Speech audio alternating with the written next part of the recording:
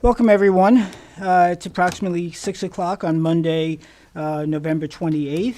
I hope everybody had a good holiday, a nice Thanksgiving. This is the Board of Architectural Review and Historic Preservation. To my left is Sarah Latham, and my right, Mark McIntyre. Our other board member, John Gregory, is not available this evening. A quorum is constituted by 3 people, and that's what we have. So we have a quorum, and so we can proceed. So do I have a motion to open the meeting? Motion by Mark. All in favor? Aye. Okay. So joining us tonight, our legal counsel, Alice Cooley, our recording secretary, Emma Edwards, Alex, Director of Planning, I believe is here, at least in the ether. And then to Jay Anderson, who's our also, I guess, / recording secretary, assistant videographer, along with Charles and Sage Certain. So let's begin with the order of business. We had minutes left over from October 24th. Were there any further edits to that? Not for me. Okay, so I would move that we accept those into the record. Do I have a second on that? Second by Mark. All in favor? Aye. Now the minutes for November 14th. Has everyone, the two of you, had a chance to read them? If not, I'm asking, I think we should hold. okay, that's fine. I'm not sure John has had a chance to see. Okay, great. We'll just push that off. Written decision, we have one forthcoming on 43 Hill Street, the Southampton Theater for landmarking. Alice has advised me that that's a work in progress. Is that correct, Alice? I have not completed it yet. Okay, that's fine. We have a number, while we have a long agenda, we also have a number of adjournments. Let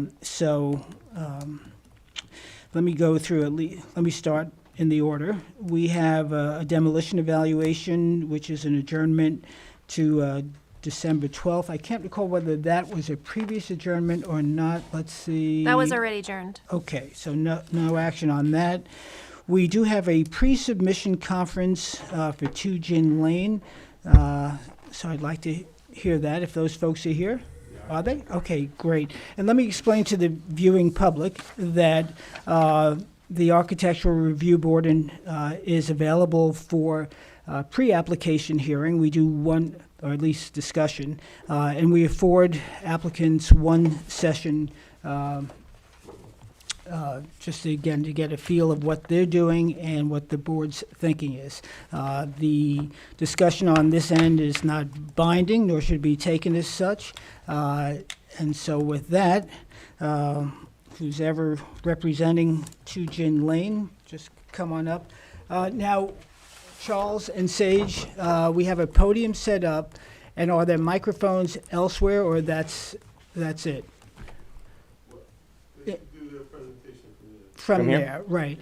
And, okay, does the microphone on the table pick up? If they walk over to the table? I'll stand next. Do you have your stuff on Zoom?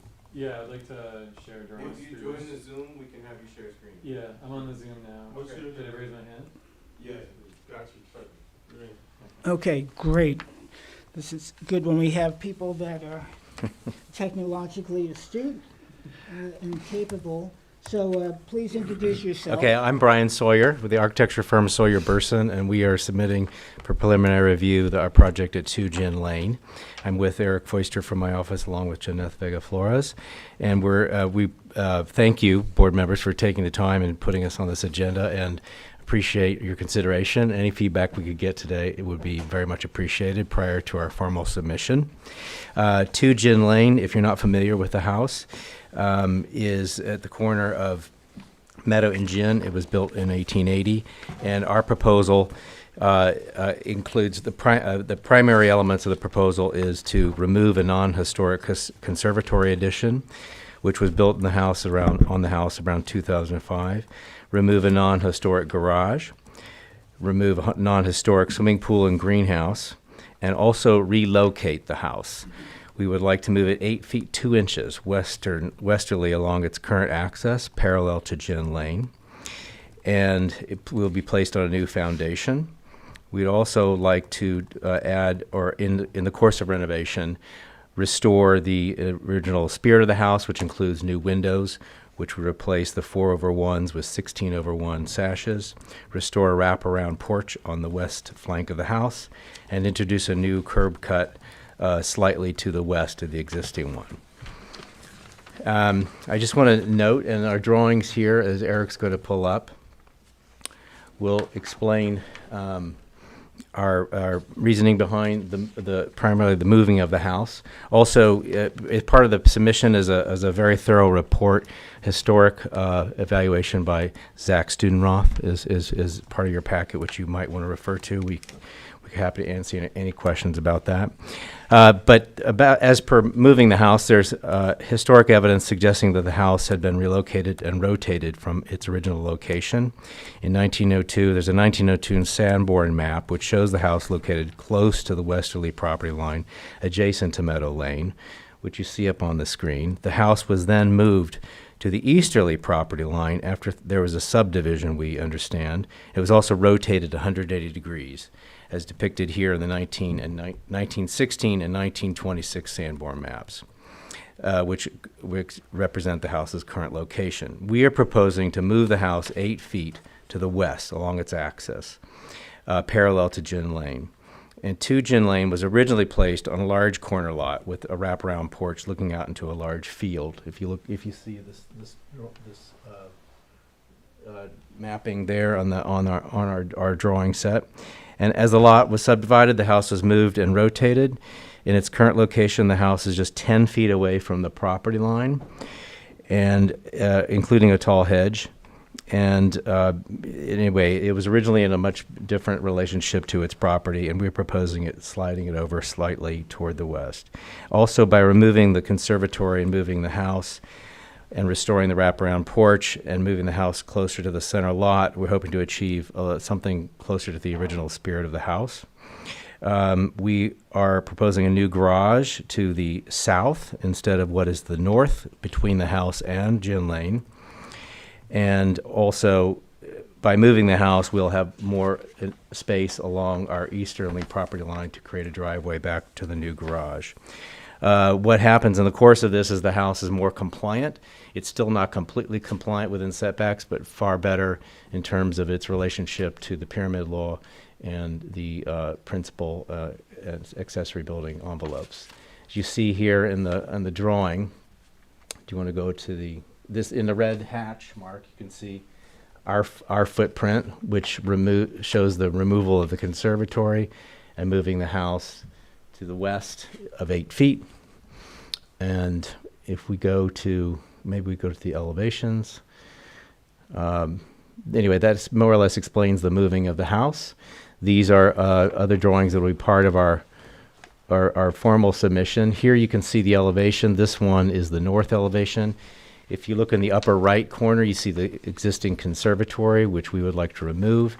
And in doing so, restore the west porch, which you see in the lower drawing on your screen. This other drawing also shows our proposed window replacement, which we understand to be much closer to the original design, and also is pointed out very clearly in Zach's report. The next sheet is the existing and proposed east elevation. Part of our proposal is also to eliminate the solid parapets both on upper roofs and on the lower porch and replace them with railings, which we understand was a more historic approach and appropriate for this style of house. This is the north elevation. You can see then in the upper left the conservatory, which we would like to remove, and the proposed drawing on the lower part of the sheet showing the new window types, the new railings, and also the porch as we would like to restore it. And the next sheet is the west elevation. There is, in addition to the new porch and the removal of conservatory, we'd like to move a couple of windows back to their original position, which we have determined in historic photographs. And the next sheet, these are renderings of our proposal. Same materials, cedar shingles, white painted trim.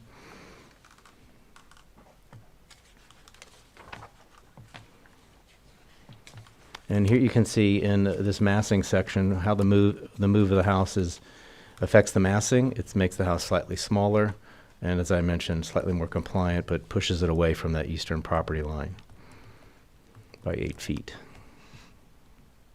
This is our site plan, which shows a new garage proposed on the south side of the house.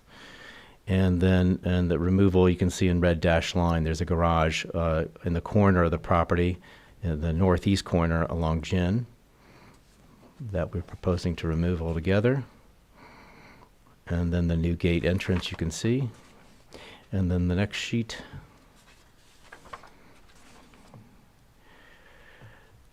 These are more sort of nuts and bolts of the project, planting plans, lighting plans, a lot of things that are more part of the formal submission that we have assembled here.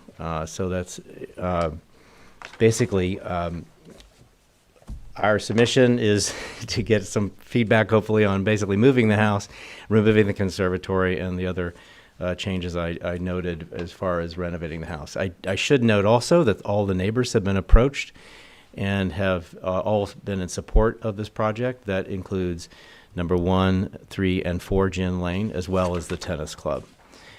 And so we've been in constant contact with them. They're very familiar with our proposed work and have been supportive in our efforts. All right, great, thanks. Sarah, I'll let you chime in. I was interested that you were showing that the cottage had been moved previously. But I'm a little confused, and I rely on Zach to clarify it. But when you look at the original blue form, the state form that was done on this cottage, it says that the Clovers goldenrod is actually number 4 on the survey, and this is number SO3 on the survey, so that needs to be. I didn't. There are 8 Betts notice that. cottages, Okay, right. and it may be that the Sanborns or the maps got it wrong as far as naming it. The Sanborn map of 1916 and 26 show it as goldenrod, but Yes. I would want you to verify that. Oh, it is, as far as we know, it has always been called goldenrod and was Well, but named. according to the survey form, It's not. it's not. Understood. And the other thing is, when I was studying historic preservation, there was a thou shalt not move a house. But if it has already been moved, I would seek counsel from the New York State Preservation Office to see what they think. Which we did, and we have a written response from them. And they said it would be all right since it had been moved? We'll read you their response. Yeah, the short of it is from Jennifer Betzworth, who's Yeah. the program analyst. Yeah. As far as her understanding, since it's a small move, not of great concern to the National Park Service, she reached out to the National Registry and said they replied it should not threaten the building's contributing status. Okay, good, okay, So- good, thank you. So you've answered. Of course. You're welcome. 2 for 2, but Do we have that in our file? Or will we have that in our file? You don't. I received it after I submitted the drawing. Okay. but- okay, because I mean, that's That's a big useful. aha. Yeah.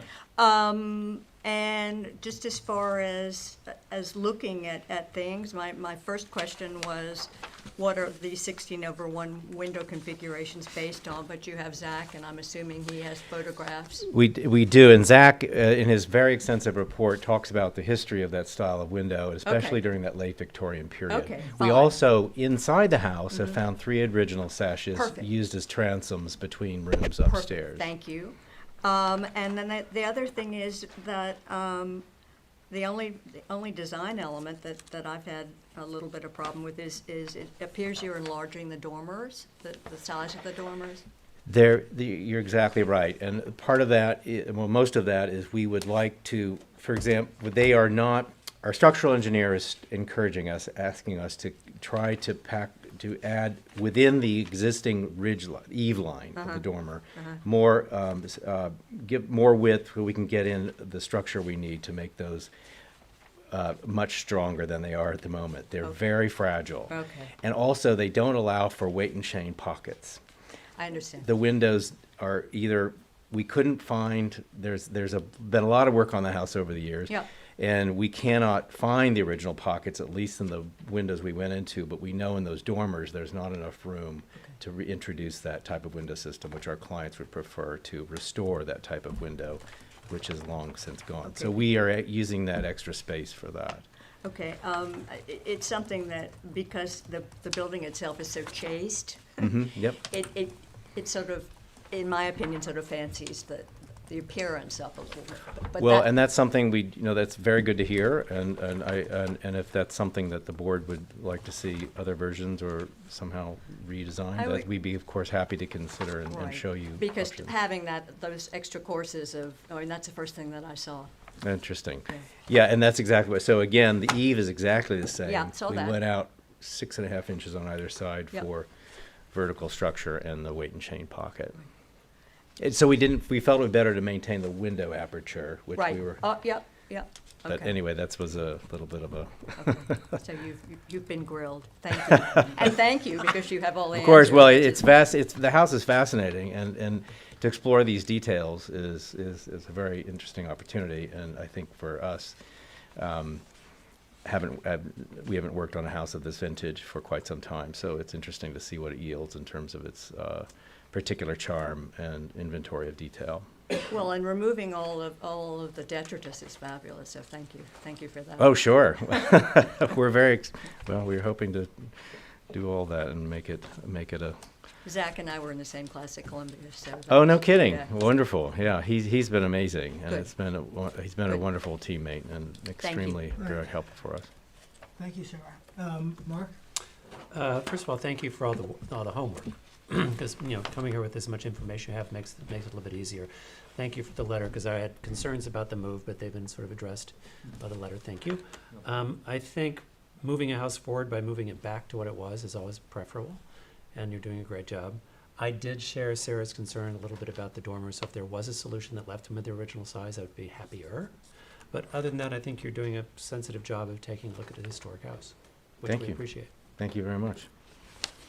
Okay, whatever I say would be redundant. I see what you're talking about, the dormers. So to Mark's point, if there is a alternative, that would be interesting to look at, so. We'd be happy to prepare that for you. Thank you.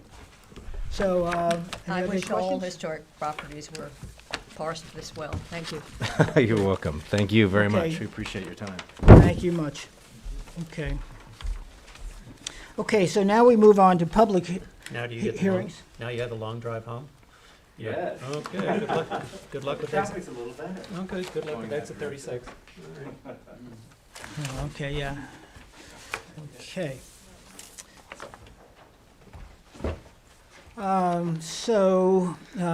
One Hampton Road, JNH, was previously adjourned to December 12th. We'll move on beyond that. Jill and Richard Blanchard at 55 First Neck, there was a request to adjourn to December 12th. I don't have that as a previous adjournment. It was a previous Yeah, It adjournment. was? previous. Okay. All right, so nothing on that. 765 Hill Street, the applicant requests adjournment to December 12th, That's a current request. You Yeah, should right. vote on that. so current meeting, we need to move on it. Yeah. Let's get moving. Okay, I move that we accept the applicant's request to adjourn to December 12th. A second on that. Sir, you want to second? This is 765 Hill? Yeah. Yeah. Okay, great. All in favor? Aye. Okay, so that's adjourned. Next is By the Hedge LLC, 7 Gin Lane, single-family dwelling and attached garage. So, Good evening. John, I see you there with John. Yeah, Jacobs. it's John Bennett, lawyer for the applicant, and John Rose. Always a pleasure to work with John, who knows this neighborhood extremely well, having worked, I think, about 16 or 17 houses, some of which I've been lucky to work with him on. So the last time we were here, the board asked for, in the vernacular, a shroud. So what we did do is we put two, John caused to be put, as we lawyers say, two poles which show the ridge height at the property. I just wanted to make sure that everyone has seen it. If they haven't, how much longer the board would like us to leave it there. I was surprised when I went, and I went right away. Sure. Because you had done such a good photo montage. Right. Showing the facade, that, Mhm. that there was not a third point showing what the facade looks like.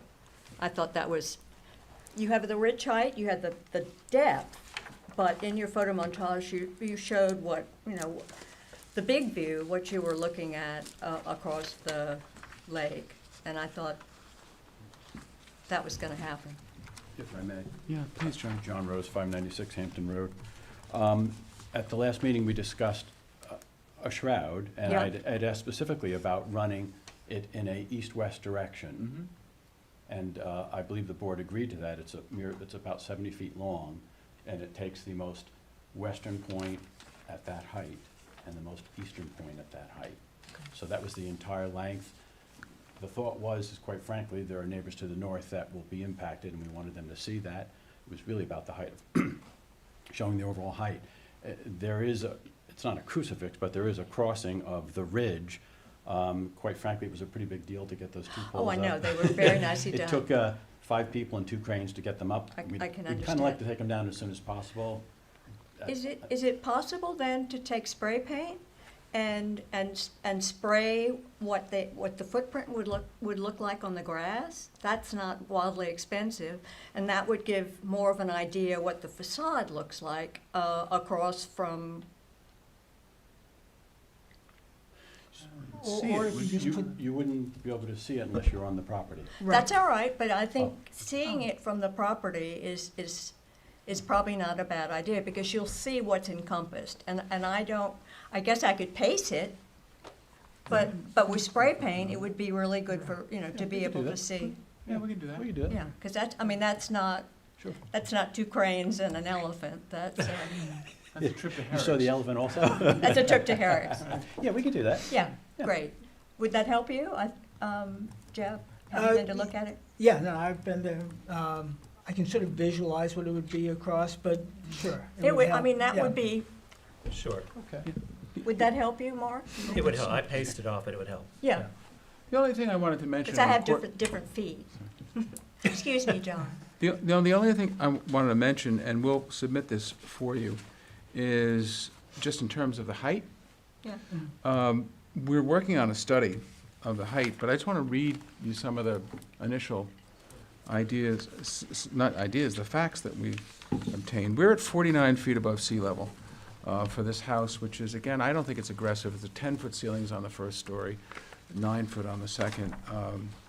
So what we did, and this was, we've got a lot of sources, but they're all real. They're from the building department or from plans that we've obtained from other folks.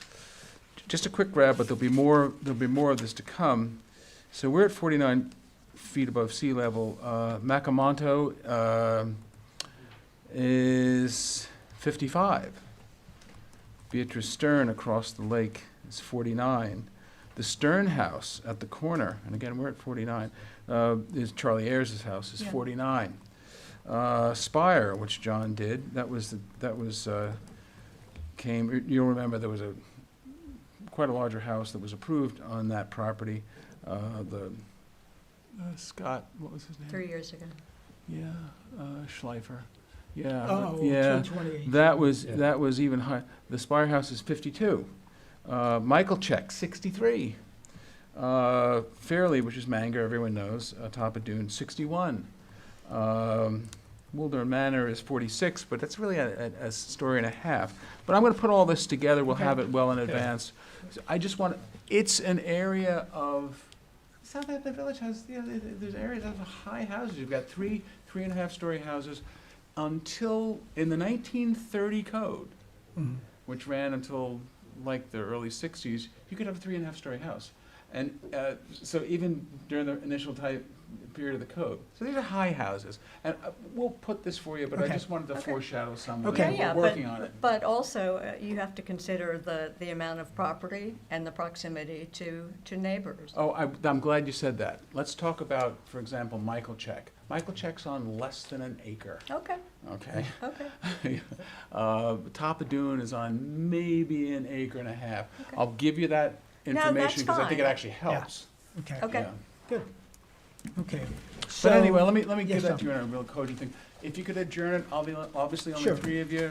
You want some more information on the footprint, That would be great. at my request. That'd be Okay, great. Thank you great. so much. So unless there's public comment, No huffing. Sorry. so no hands raised, Charlie or Charles or Sage? No, sir. No, okay. So then I move that we accept the applicant's request to adjourn to our next meeting to allow them to provide some additional information. Second on that? Second. Second by Mark, all in favor? Aye. Great, okay. Thank you, gentlemen. You can borrow the line marker from the, He'll never stay in the line. from the tennis Okay. club. So, next is the estate of Linda Curtis at 376 First Neck Lane. John, I know that's yours, so Yeah. introduce yourself. It's and- John Bennett for the applicant. And I asked Alex earlier today if Sally's report, the historical consultant's report, was in. It wasn't as of earlier today, but Alex? Are you able to hear me? Yes. Yeah. Still video. Yes. Yeah, I haven't seen it coming. Right, so we still await that, John. I apologize. It's okay. Okay, There's an anomaly with this site that goes all the way down to the lake. It's the number 400. But this doesn't. Huh? No, I'm just saying that number 400, which is a Stanford White House, doesn't appear on our survey. So not by number 400. It doesn't show up on Chris. It doesn't show up in our list. The one that's right in front, is that the Waller House? The one that's right in front was the Robin House. Okay. That- Yeah, I don't think anyone's disputing the fact that that would be a contributing structure. No, exactly, yeah. but it doesn't show up on, and That's on the 1916 Belter Hyde. it That is. one is, yeah, It it is. is, and Wow. and I know that his daughter married Goodhue Livingston, so there might have been a Goodhue Livingston all-inclusive. Are you sure? I'm Because I'm positive. almost positive the house in front of this house, which totally blocks Which this is- house's which view is the from everything. I'm almost sure I've seen a blue sheet. Let me look Well, it's Because- not. It doesn't show up on Chris. on the state list. It might be, and it doesn't. It's not in the survey upstairs. It might have been under a different address. But Let me look for you, because I will tell you that there have been times when I've found that some of the blue sheets from the village records are missing. They are, and so Yeah. therefore I went to Chris. Yeah. And it doesn't show up on Chris. So if you could Yeah. put it back in the file. Let me see what I could be wrong. I mean, I could be wrong, but again, this is, Yeah, no, I'm just you know explaining. my position on this. Yeah, You yeah. can't see the Yeah, thing, yeah. and you can't, Right. and even if you could see it, go look at it. I mean, Right. it's mundane, to say the best. But in any event, wait the report, but If you can for find the that, record, my position has been, there's no need for a report because you don't have jurisdiction. But in any event, I That would be understand. great. Okay, Thank let me you. see what I can, okay. maybe it might have been a hallucination, you never know. Well, it certainly was for me because, There are too many jokes there. I'm not going to Yeah. go for it, thank you. Would have moved that along. Okay, great. So, all right, so thank you, John, Sure. for, I mean, you don't, no ETA on that, right? I will, Alex and I will follow up on that tomorrow. So I move that we accept the applicant's Well, request. Well, the it's board- the our board- adjournment. It's our adjournment as we await the historical consultant's report. I get Thank you, blamed for John, enough of for your tolerance. And so do I have a second on that to Second. adjourn? Okay, second by Mark, all in favor? Aye. Great. So if I- just Thank to you. confirm, And the then for house the in next front meeting of on it, December 12th? the house in Yes. front of this, and I, Thank you you. can't find a blue sheet for? Mm-hmm. Let me, Okay. It's referenced in plans that were not executed, and they're in the file, but not the blue form. Okay. It's in Sam White's book. Oh, his, the grandsons, or great-grandsons, Yeah. yeah. Okay. Ooh. Moving on to Richard Gormley and Sulaika Zurak. And that was a previous adjournment to December 12th. At least that's what I have, Alice. Correct. Okay. So we do have an application from Robert Patrick Brooks Trust at 101 Hill Street for the addition of a pergola. Okay. I received the affidavits and they're in order. Great. Thank you much. And you are? I am John Woodsma. I'm here to represent Mr. Brooks. John, I'm sorry, I didn't catch your last name? Woodsma. Oh, okay. I'm sorry to bring such a small thing in the midst of these grand homes. Everything is important. Exactly. Mr. Brooks has received permission from the HOA and is here for approval to build a small pergola over an existing patio on his unit at the Latch.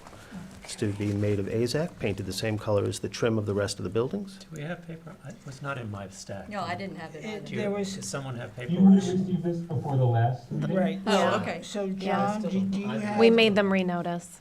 Okay, I Yeah. still don't have it, though. But, so, do you have it electronically? I just brought pictures of the unit itself and some samples of a pergola. These were not submitted digitally, I just brought them with me. But these are not pictures that were submitted with the original application when I submitted to the building department. No, I'm just, do you have it? I'll just look up. I think this is I'll it. just share. Hang on. So I think this is it. Is- Yes, sir, Oh, that's yeah. it. Okay. Yeah, You saw this? So do you have it, TJ? Yes. Okay. thank you.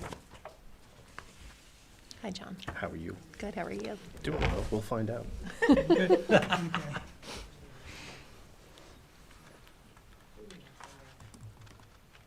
So as soon as TJ brings it up, John, you can continue. Okay, let's just give her a second. She's gonna share.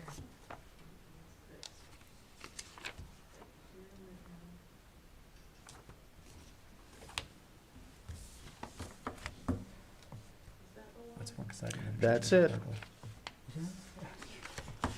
a And there it is. Okay, good. Looks like a nice scarf. My wife would approve.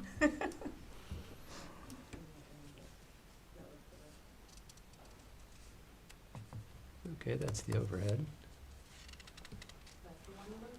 Okay, Yeah. so you can direct TJ to go through the slides. in Sure, if we whatever can, order. this is just an overhead view showing the purlins and the, and the rafters. If we can move to the next one, you'll possibly see the side view. Keep going. So here's the pergola itself. The column details are designed to match the existing column details that are on the building itself. The trim color has the same exact trim color as what is already on the units itself. They are installing the railing with a gate because of grandkids, and also they'd like to have the dog outside with them while they eat. And this unit is an end unit, so it has no neighbors that can see it. They're working with the Latch for some more screening, but that's just really the Brooks wanting to screen their Right. property more. Okay. All right, board members, Sarah, do you want to? No, I Tell me. start at the other end this time. Okay, sorry, okay, you're right, thank you. Mark? In theory, I think it's fine. Which of the latch units is it? If you go all the way down to the very end of the road, it's the one on the left hand, it'd be the one on the right-hand So when you get side. to the end of the Right. row where the I turnaround didn't is- submit it digitally, but I where did the- bring a where the- picture if you wish to okay. see. When you get to the end of the row where the turnaround is, Yes, down that end, and you're on the, on the Right. right-hand On side. the east-hand The side. building right in front of you on the right-hand side. So the actual patio, which this is going to go over, already exists, and that's behind where the front door is. There's a row of, as Mrs. Brooks put it, horrible screening material, which is going to be enhanced and replaced. Yeah. yeah. And just on the detail on the gate, can you bring up the slide with the detail on the gate for me? Yeah. Yes, that's it. Great. And does that echo design detail that's elsewhere, or is that just your own? No, that actually echoes artwork that she has inside of her house. Okay. It's interesting. Yeah. Seems fine. Yeah, I think, were it more visible, then maybe the use of AZAC would be of concern, but I think where it is, it's not objectionable. And I think- also the pattern might have been not as acceptable. It's Yeah. lovely, but if it were right up at the very beginning, I might So- have questioned it. So, this board has no objections, so then I would, unless I'm correct, let me ask you, is there any public comment? Okay, good. And in the file, there is a letter from the homeowners association? Yes, there is. Okay, great. If not, I can get a more detailed explanation from you. Okay, so assuming that's the case, then I would move that we accept the applicant's, What? Written decision. sorry? For Written decision. Oh, it's a written decision, yes, this is in the historic district. So this will be submitted, I move that we submit a written decision for approval. The application of Robert Patrick Brooks at 101 Hill Street for the addition of a pergola. Do I have a second on that?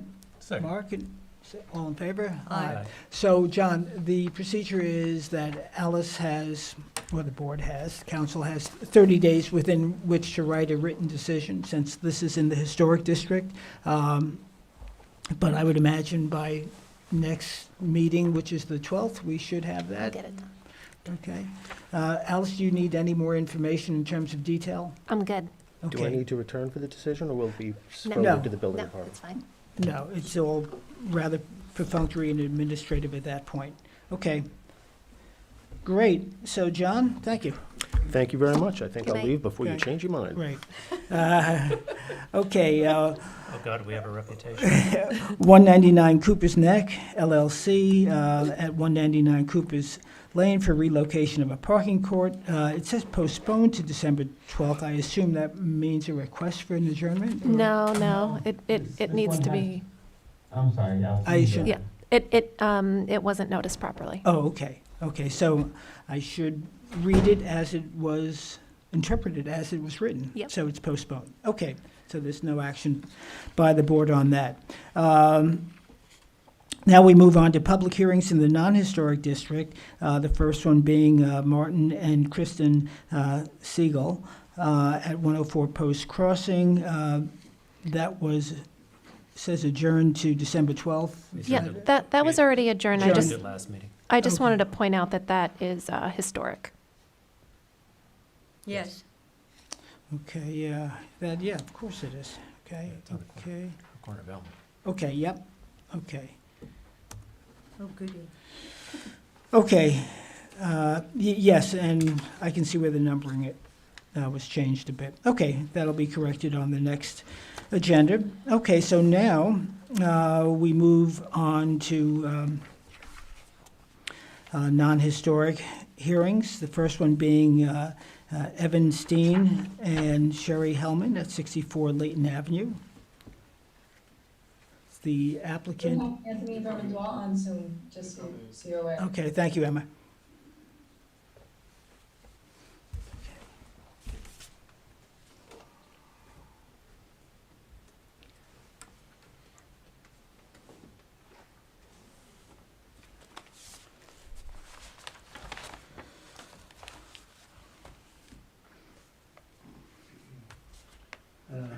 Good evening. Hello, Anthony. Start my video. There we go. Okay, I'm going to screen share. You may.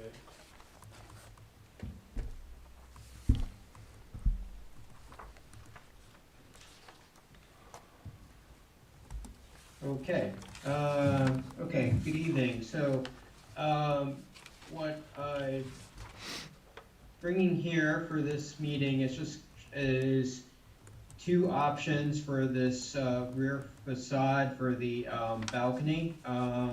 Just kind of two different ideas of how to resolve this sort of lingering issue with it. What you'll see on let's see, it's A5-3.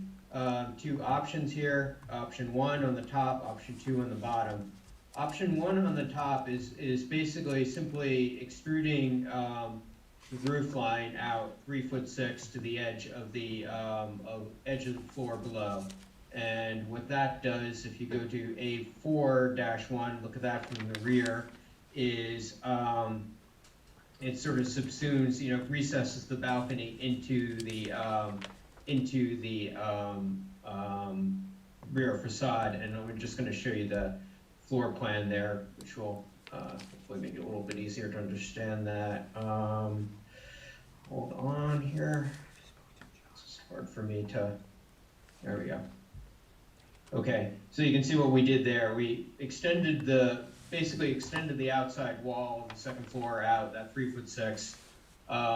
Just simply recessed the balcony in, so obviously there could be no way that they can see the neighbors or the neighbors can see them on either side there. So that should certainly address that privacy issue. The only drawback to that scheme, to that option, is it's sort of, from day one, I've been sort of struggling to minimize the length of the bridge of the addition, to just keep it sort of to the programmatical minimum. And what this is doing is it's adding that extra 3'6" to it.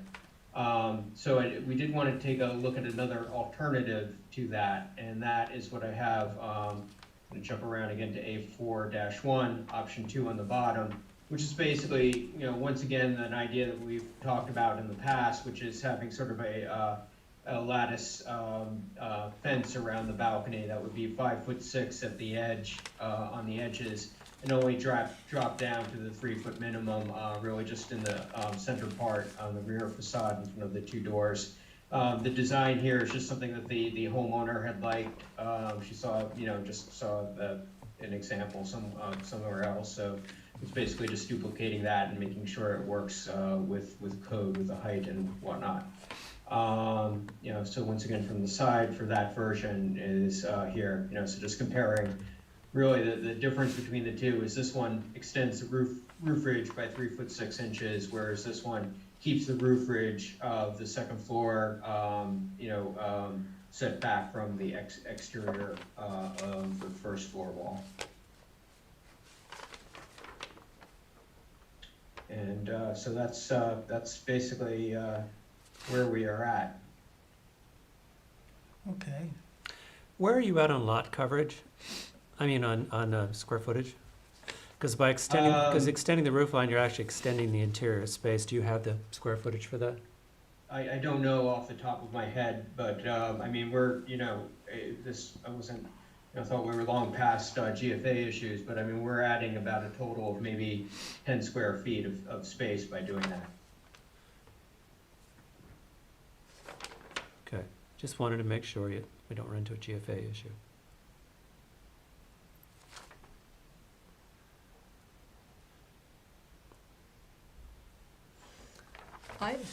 I think the railing is handsome, and it's not something that I would have envisioned because it's rather a chaste, for want of a better expression, little building. But I think that given the location and how small that area of lattice is, I think you've come up with something good. Thank you. I think I'm in agreement. I think it's a little. My personal opinion is it's a little fanciful, but it looks good. I think that the railing reduces the visual mass of the building to the neighbors to either side. I think the extension with the set-in balcony is a clever solution. Just it adds to that length, the length issue we've had with the building, which you pointed out. Thank you. Mm-hmm. So I think given the two, I would probably think the railing, and you have enough heft in that railing that it's going to cut down light and privacy issues to the side, I believe. And yet still have ventilation. Yeah.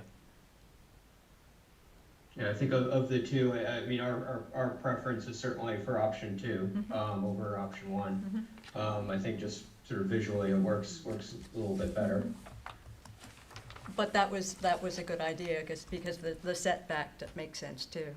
Yeah, But I I think don't- on a different building, you know, if the ridge length wasn't so much of a factor as it is in this particular situation, with only being able to extend out the back, I mean, that would certainly be a solution that could work fine for another project. But I think in this particular case, I think we just want to minimize that ridge length as much as possible, because I think, we've been dwelling on the balcony, but I think the ridge line is important, as far as any potential impact to neighbors.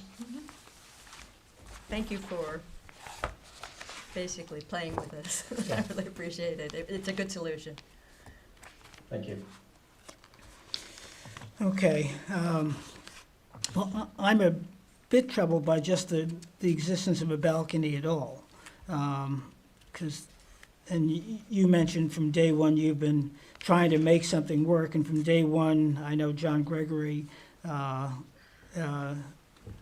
I have been concerned about a balcony being on a narrow lot at all. But you two folks is thinking that this obfuscates that issue? It's teeny, for one thing. It does to me, because you've got, when you look at the wall height to both sides facing the neighbors now, there's enough material there that's going to significantly reduce the light, because any light going through it's going to be diffused significantly, and it focuses the view just to the backyard. Okay. And I think the other option makes the addition so long that it's not subservient to the original structure. So I No, think the other one doesn't that took it away from work me. at all. It's a small space when you consider it. It's not like, I think he has successfully screened it. Yeah, I mean, just to, reiterate, this is not like a huge balcony that you go out and have parties on. It's a, 3-foot wide Right. balcony plus the depth of the railing for, you just, I think the homeowner just wants to be able to, when her grandkids are over playing in the pool, she can, and she's still in bed, she can come out and see what they're doing. Yeah, thank you.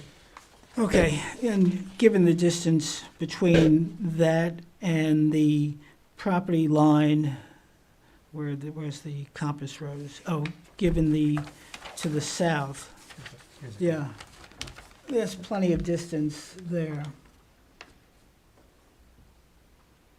And it is teeny. Okay, and it's behind the other houses. Mhm. I'm just gonna open up that site plan Yeah, just one more okay. time for bringing some details here.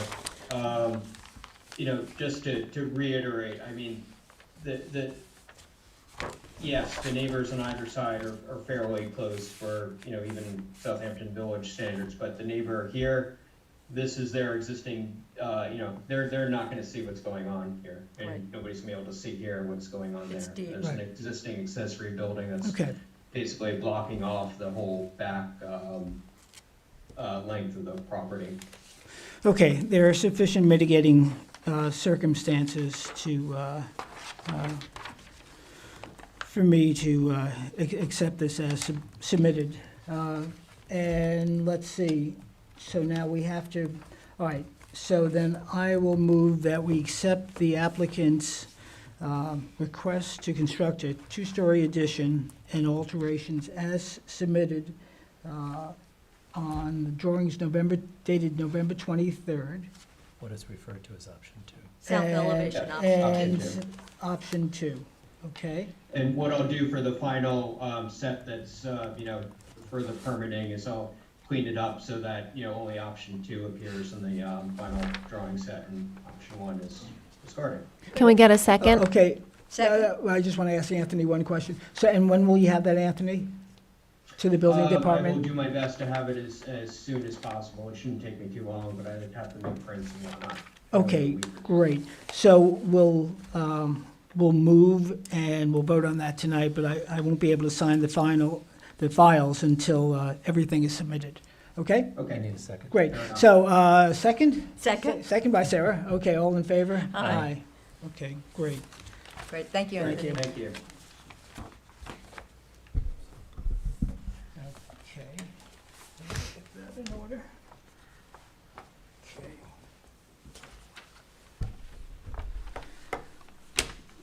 Okay, next on the agenda is 39 Nugent LLC at 39 Nugent Street, exterior alterations.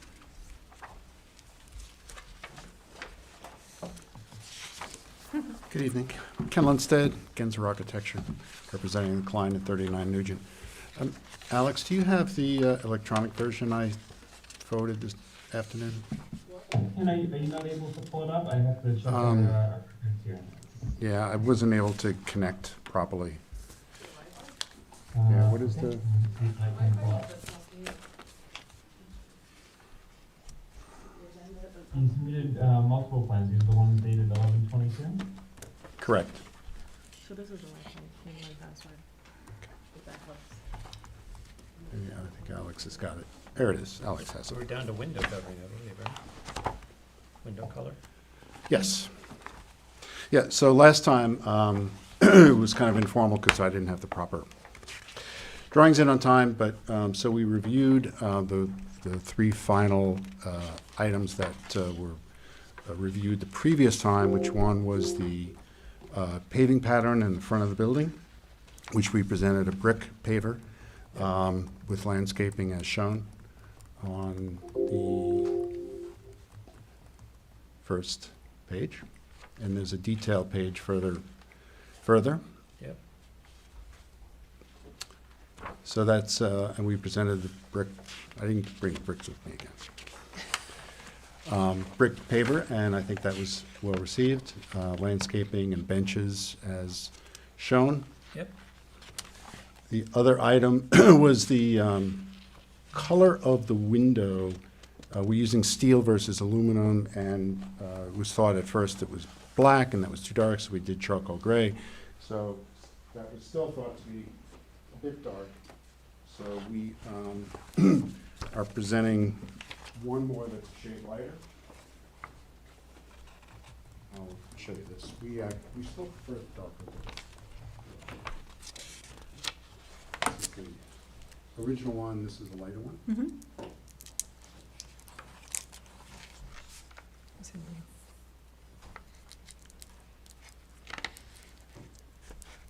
To my eye, there's not a great deal of difference, but lighter is the way we seem to be going. What do you think? You do get one lighter. But Yeah. I think we So like- it's- we do like the contrast of slightly darker. Yeah, I think that's nice. What's the lighter one? Yep. Okay. Okay. Sounds like the lighter one's winning. It's done. And the last item, And which one is that? What's it called? It is called, hang on, MP 18154 Old World Gray. and that's on our drawing as well. Okay. Gotcha, okay. And the last item was the lighting fixture, which just the question of the size, it's 21 inches in height, I think, actually 22 inches. It's the largest one of that they make. Beside that, it's getting custom if we need to go bigger. But it's about this big, which is a substantial light fixture. Strangely, I was in Circus, so I looked at it. It actually looks bigger in person than it appears on your. Yeah, yeah. Okay. Okay, Sarah, Mark, any other Sarah? comments? No? No, Okay. I'm satisfied. Okay, any We're public good. comment? Either No? Okay, so in here, this is everything that we have, Yep. and the drawings, the actual, let's see. Alex, do you have actual plans and elevations? Or is this really more a matter of materials? There are, The only document that I have. there are complete elevations on the. Yeah, on you the have, other you've covered sheets. the elevation. Yeah. Okay, I just And don't the roof- have, I and the just have roof them in plan. my folder, but Yeah. presumably they're in the file, so, okay. And we have the roof plan. Yes. Okay, great. So Alice, I think we're ready to, we're ready to move. Okay, now, so I move that we accept the application as submitted.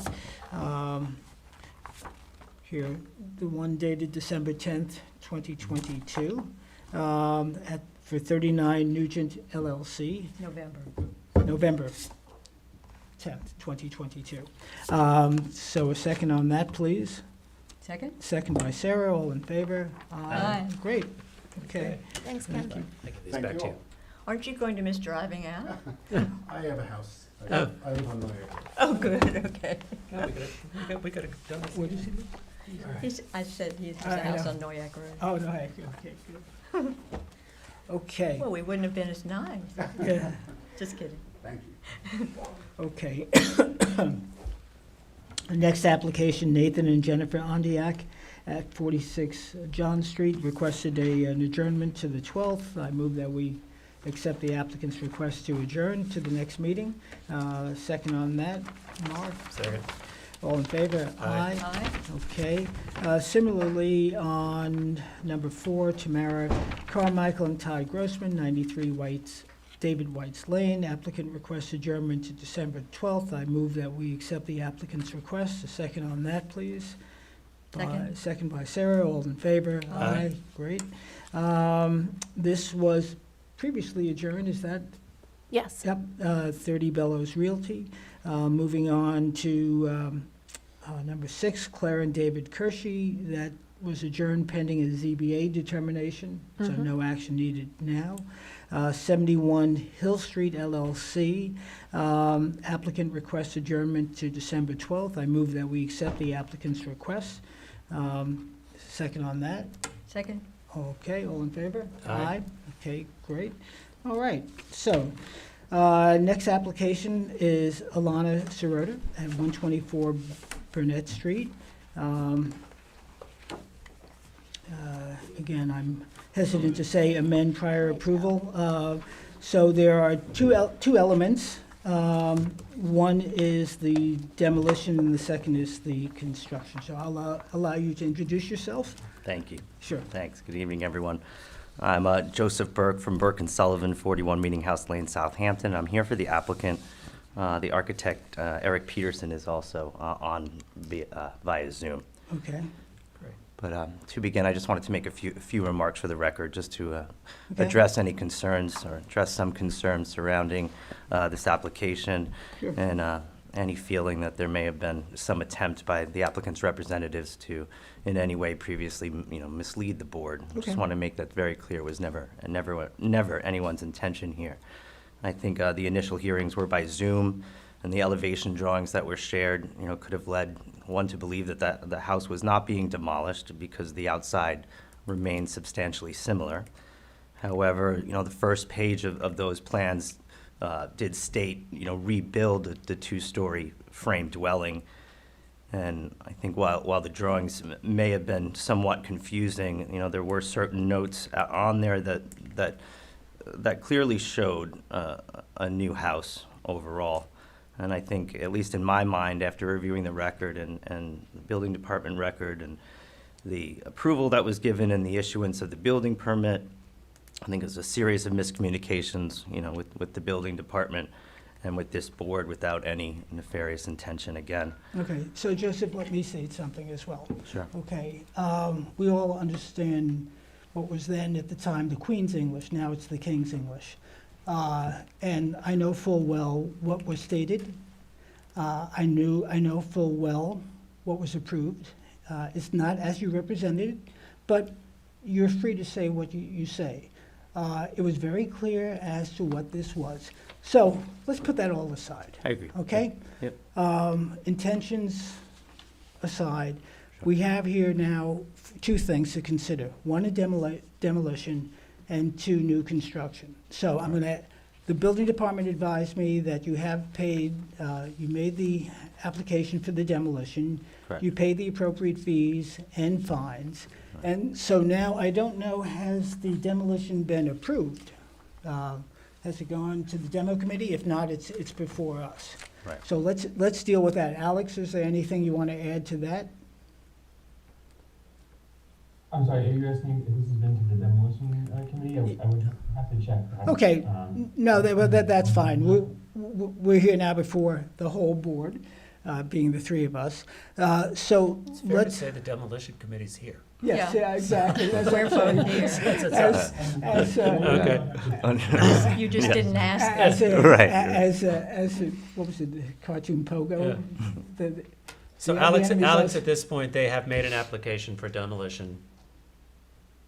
They have paid the fine Yep, and the application fee. and the application fee, So let's. and the house is gone. The house So is to help gone. these people move on, I think let's accept the application for the demolition. I think it's crazy because we're not a granting authority, that we have to grant it, but I think we need to figure out how to help these people move on at this point because the house is gone. Well, that's true ultimately. And they But paid. if the house was deemed to not qualifying for demolition, then there would be other aspects in terms of the legal handling of this. But I think, without making a case, that the house was not of historic nature, did not fill any Five- single of the doesn't- five it doesn't fill criteria. the five criteria. A socialite lived there. Anyway, so then I think in that case, Alice, we would have to move to approve the demolition before we could proceed with looking at the construction. No, I think we can do it all in one. Okay, Yeah. So let's Okay. go ahead and look at the structure. Yeah. okay? Yeah. Okay. Yeah, so what we brought forward, and I'll turn it over to Eric so he can answer the questions, but these are new plans. Eliminate the need to continue the variance relief that was previously granted. It's completely a code compliant proposal. We're also, as Eric will elaborate on, the pool house is to be converted back to a garage. And the idea there is to apply the available GFA from the pool house to the proposed house structure. I saw that there were 5 bedrooms. You have enough parking? Yeah, I believe that should show that, but I'll let Eric answer that if you could. You'd have to find have out. four parking spaces, right? Yeah. Yeah, okay.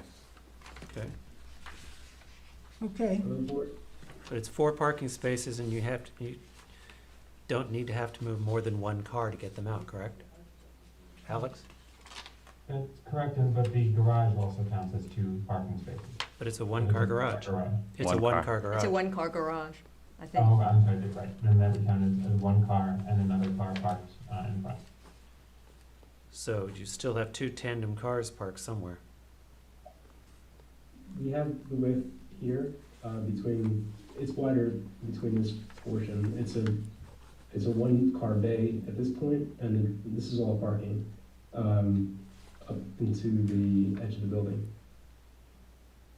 So this could be too wide in terms of the width, but the driveway is a single lane, at this point. Yeah. But if that's a requirement, obviously, with the front, we could modify, I was assuming that this, with the garage, we were at the off-street parking requirement. But I will confirm that. Okay. okay, Eric, why don't you proceed? Alex, take note of the issue of the parking, okay? And the bedrooms. All right, thank you.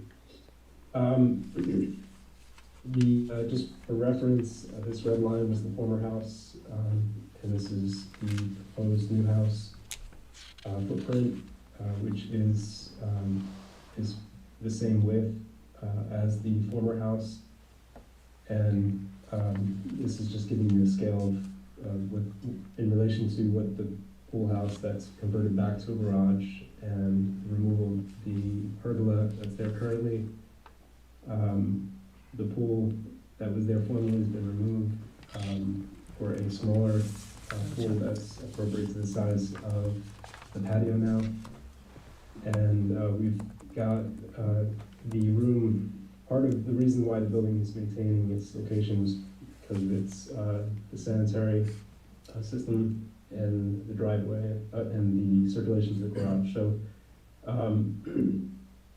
the way it's been rendered in the view here from Burnett Street is, just for reference again, the former house was about 25 foot tall. This is 28 and a half. but it's in the same location, just pushed back in a similar style. Shingle for the walls and the siding with clapboard at anything exposed other than shingle. A similar one-story flat roof bump out for the entry, and you can see the garage through here. The rear, again, the existing accessory structure, patio, pergola, the one-story living room and dining room, and again, we are proposing off of the second floor a small roof deck similar to what was approved previously, about 6 by 13.5, which is centered in between the roofs so that it's recessed and not visible from the ground. The front of the house again is in keeping with the character on the street, white thin trim and shingle, and a four-light mainly for the windows and doors that are visible from Burnett Street. Okay. I Board have a members? question. I have a question. Are you driving from your computer? Yes, yeah. Do you have on your computer the rendering of what we approved for the renovated house? Yes. So we can see what the difference was of the last thing we approved versus this.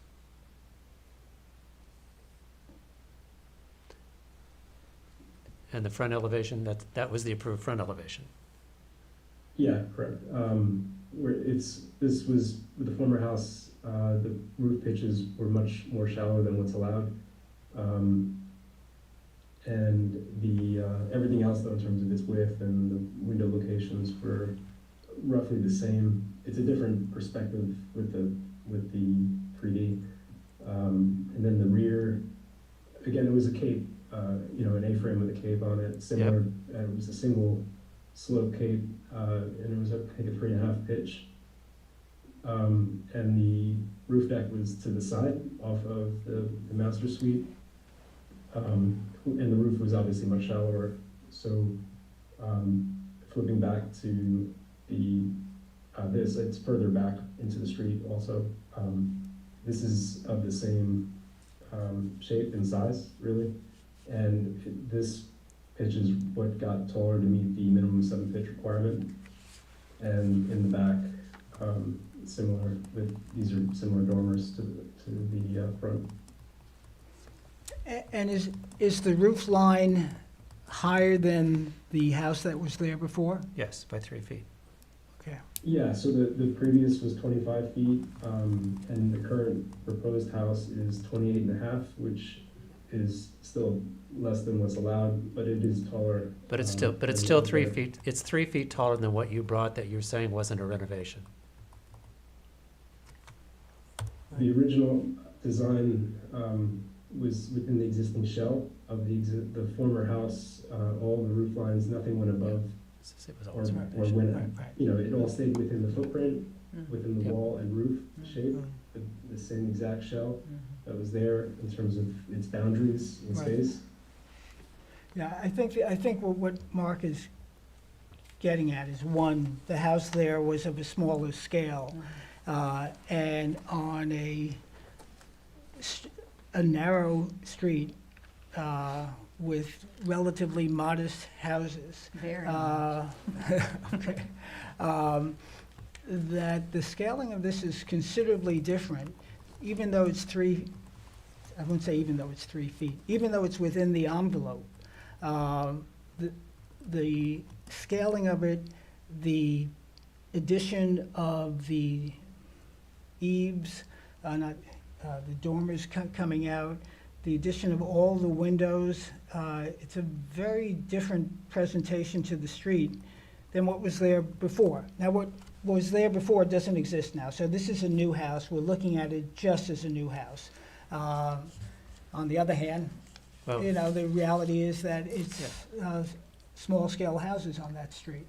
can you go back to the last approved house again for a sec?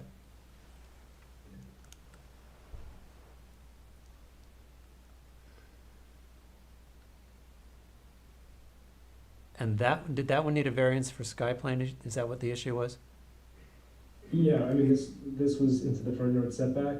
This Yep. was clipped here, and then all of the roofs were lower than what is allowed by code in Okay, terms of the pitch requirements. okay.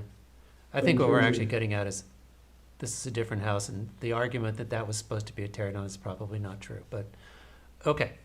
Let's go with, to move on, here's, I'm gonna go with where we are now. First of all, I think the massing of the house has gotten larger on a modest street. I think the dormers across the front of the house need to be reduced in scale, and I think the windows are out of proportion on the upper level to the lower, and for some reason, the Muntins look, to use Sarah's word, mingy. So I think you need to reduce the glazing on the second story, and I think you just need to bring the scale of that down somewhat by about 10% to make it a little more subservient to the street, because these are narrow lots. It is a very specific street, and the houses are close together. And I would just ask you, that what you keep saying you're using the garage that's now no longer, wasn't a pool house and now is a garage, it's still a pool house. You've got a two-bay garage of which, you've got a two-bay garage of which one bay is a pool house and the other bay is a garage, correct? No, it's 100% pool house currently. It was originally. No, what your proposed route, in your proposal, what you keep saying you've gone back to the garage is still also a pool house. So the right-hand side is not a garage, the right-hand side is a pool house, which is fine, and the left-hand side has gone now to be a one-car garage bay, correct? No, the current, this is the current accessory structure is a pool house with a pergola attached. Right, but what you're The saying now. pergola was a garage. Okay, but you're saying that the half of it's going back for a garage because it's a one-bay garage now and the other half is remaining as a pool house? No, it's 100% going to be converted to a garage. It's the one bay, and the rest will be left for storage on the pool side. With big wide screen doors that open to the pool, which makes it a Pool house. pool No, house. those aren't, those have been removed. I'm sorry. Not in the rendering I'm looking at. So these big doors, That's a door, a single passage. There's only one door in, besides the garage door, so this is a passage door right here. This is an existing window, there was an existing window. So at the current, one of the existing windows will be converted, into the garage, overhead garage door. And then adding, there was a biparting, a sliding door system right here, which would be removed with a pergola. And then we're adding a single entry door into the accessory structure of the garage. And then just for the purposes of it being on the back patio, in keeping with the idea of using the wood slats, it's just gonna be more of an aesthetic appearance. These would be unmovable tracks, but just going over the single door and the two added windows in the place of the sliding doors. So, Do we have an interior layout of that? Yeah, previously that, I live next door, previously that pool house was rented out, yes? It was used for people to sleep. No. it's So I'm not my aware. understanding, the house was, the pool house was legally finished in 2015 from a garage, and I can't comment on. Okay. Yeah. We might want to see the interior. Yeah, you have the disadvantage, Eric and Joseph, of not being truthful, and I will say that, of not being truthful before. So therefore, there's skepticism when what looks like a pool house is explained to us as something other than a pool house. So I would have to see, if that's the interior, I just don't see it. You've got sliding doors that are on a track that open up to a pool. I'm not going to argue. Strangely, your plan says future cabana. Yeah. That was a question that I asked Alex. We didn't know if there was room left in the GFA, that if you were allowed to, in this location, have a cabana. Right. And it was confirmed that you can't have any finished space in order to get the 520 discount for the accessory structure for garage. So Okay. that can be Okay. struck in from the plans. Right. It would be 100% garage, unfinished, single added door here, pergola removed, sliding doors removed, and we were just adding the single entry door and then 2 additional windows. And this is all to be removed. Okay, So so. the existing, I'm and sorry. what's the existing enclosure behind the garage? This is the pool equipment. Okay. Okay. As far as the design goes, I think that your jerkin head roof on the east side is quite handsome. I know that's a requirement based on the pyramid law, but I think that's a good design solution. I wonder, the cornice on the entrance it matches the cornice height, or appears to, that appears on the jerkin head elevation, but it visually looks like it has an extra element. Yeah, that actually should have been metal, or the length of the copper turned down. Yeah, okay, because right now it looks too big. Yeah, this, it's meant to be the frieze, the house frieze. Okay, good, good, thank you. Okay. Okay, so if that's changed in the elevation, that would be great. And the piers at the front also, what is the width of that entrance core, I mean, the depth of that entrance core? The piers appear to be too massive in comparison to the area, but that may just be the rendering. It's the rendering. I mean, this is, Okay. you can see. Okay. I think it's unfortunately out of perspective. Yeah, no, good. So thank you, that's resolved. I agree with Jeff that you have a lot of window light facing across the narrow little street. And there's, I live on Burnett Street, there's not a whole lot to look at on Burnett Street. So I think the idea of the possible light pollution across the street should come down. No, that's a fair criticism. And would it, just for coming back with things in hand, if right now obviously the back dormer and the front dormer are the same, I had a solution which would meet the 7 pitch and obviously would eliminate the 8. So basically, same dormers, less windows. What are your feelings, just generally, about if these didn't match? Would there be in terms of like if the back looked like this and the front was more of a shed dormer with hips right here? Yeah, I think that would be a very good solution. Okay. I agree. And I think Lynn Zanotti, who lives across the street, would probably agree. Thank you. Okay, thank you. I appreciate the deck on the second floor, that it's inset, because it reduces the visibility to the neighbors. Can you show me what that deck looked like on the last approved round? Because I thought we went to great lengths to make it smaller. It was originally the full width, basically, similar from both sides, and we went down to, I think it was an 88 square foot deck, so I'm at 80 square foot now. I could pick up the dimensions, but it's pretty similar to what this shape is. I'll show you on And can you also remind me, last time we looked at this, the deck entrance, it's still the deck entrance was exclusively from the master, right? And now it's still just from the master. Yeah, just because of the way I couldn't get rid of, to keep the roof pitches high, this is through a suite now, so this is just basically millwork closets, and then a door on each side of the tub.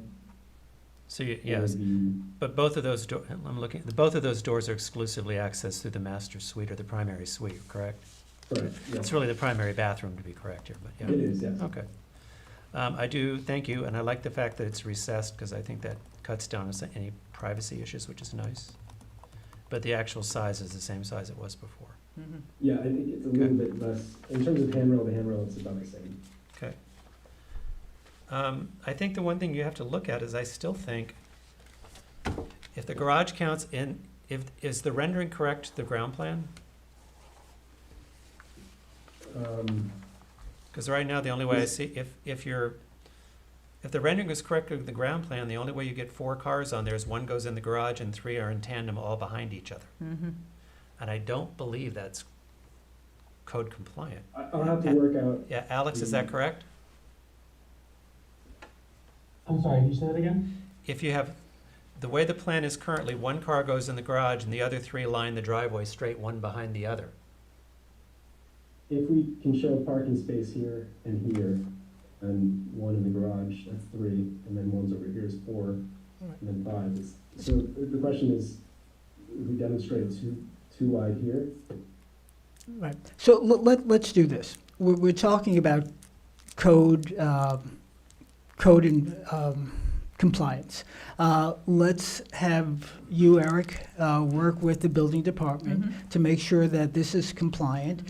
I asked Alex that you scrutinize this particular diagram, as you do all plans, to cover the issue about the garage. Is it a garage? Is it a pool house? Is it both?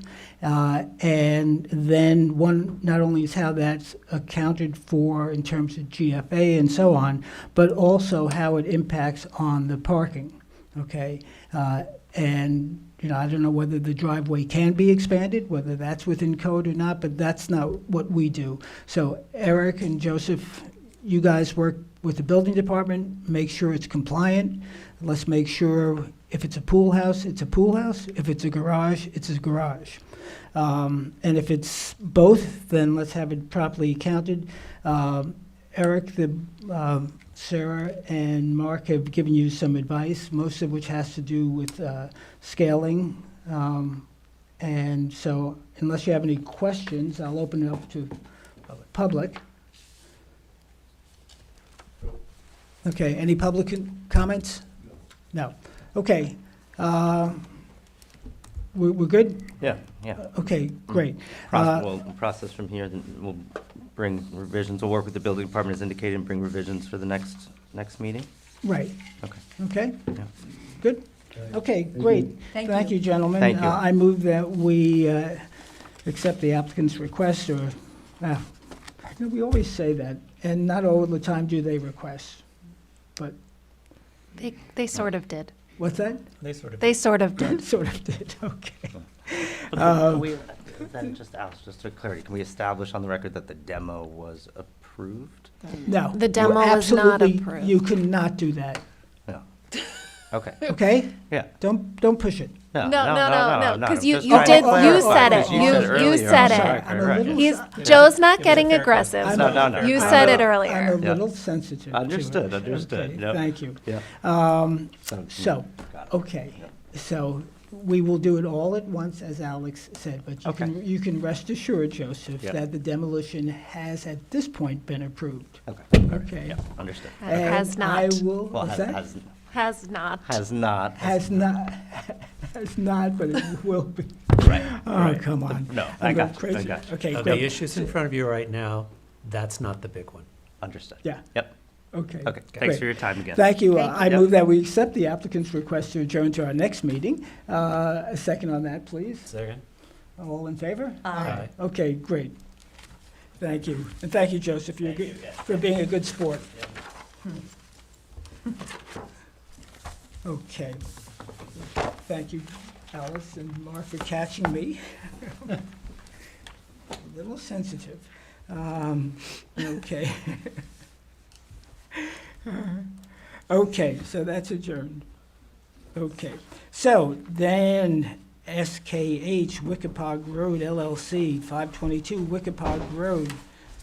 All right, gentlemen.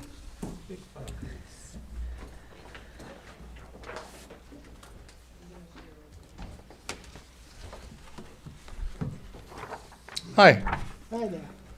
good evening. My name is Matthias Turner, and I am presenting the revisions as per the last meeting on behalf of the owner. You were so kind and so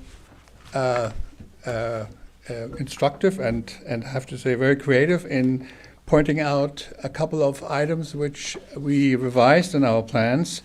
We put it down in a letter to you with the revised plans.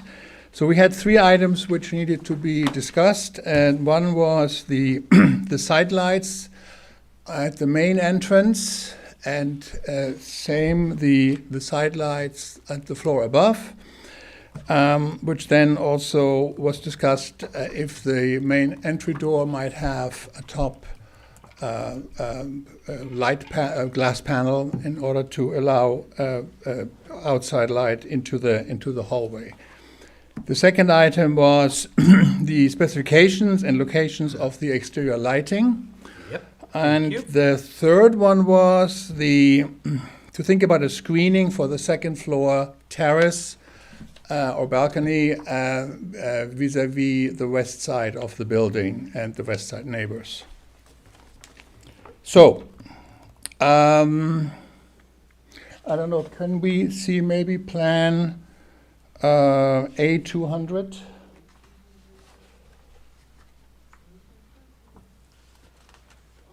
And did you submit a demo application? Yes. Okay. Yes. The next day. That is also on my question. And we And approved Derek, it. and Derek asked me about it again today. We approved it. We approved it. Yeah. You approved it. The next day. This is good news. So I don't know if we can pull up the plans, but as you can see on our plan package which we submitted to you, the plan A200 shows the elevation of the building with the removed side lights on the first floor and on the second floor.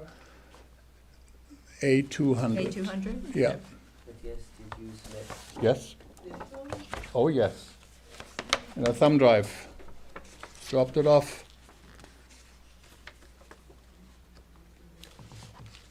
Can I have I mean, I can put, is there a camera which could pick up? You have I it? got it. Okay. you. Yeah.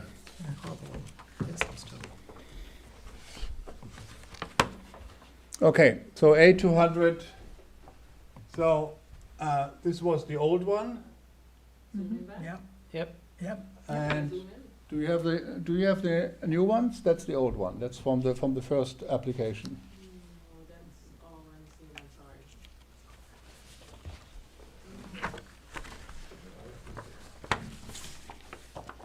Alex, do you have it? Let me see what I was submitted. Because we have the prints. When, okay.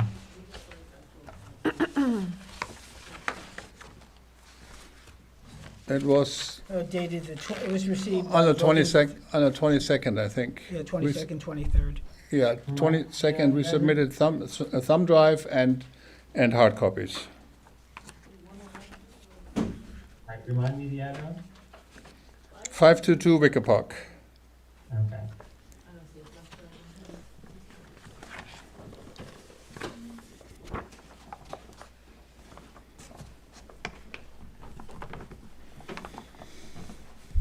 I've got a landscaping plan here. I don't know if that's what you're looking for. No. Well, if worse comes to Is worse, that camera working? Is that camera up there working? That was not on. Like if I placed them on the table, could they? Can't. oh, okay. Okay. Here you go. You know what, TJ, you can have this, and this has, Thank you so Mateus much. refers to it, then you can use it, okay? So Thank you. A200 is what he Yeah, so the first drawing is the elevation, the north elevation, A200.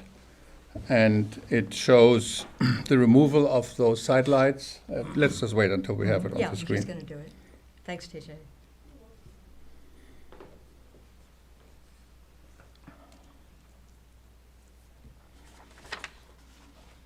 The door looks much better. Did Do you feel that looked better? I have to say, I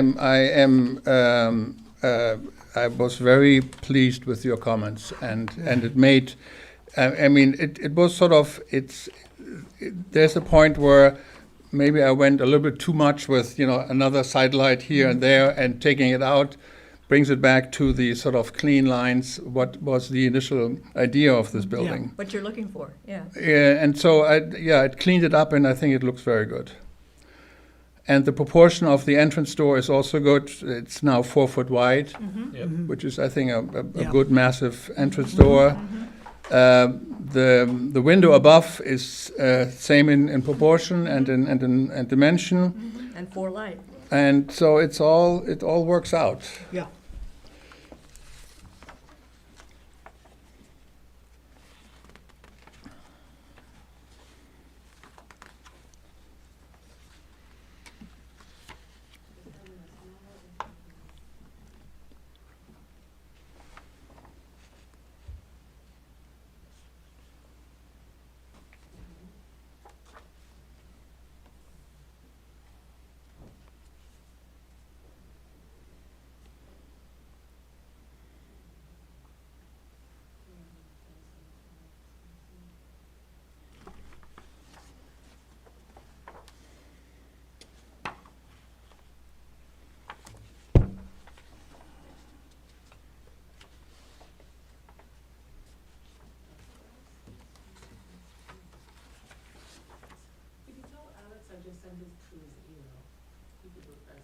Okay.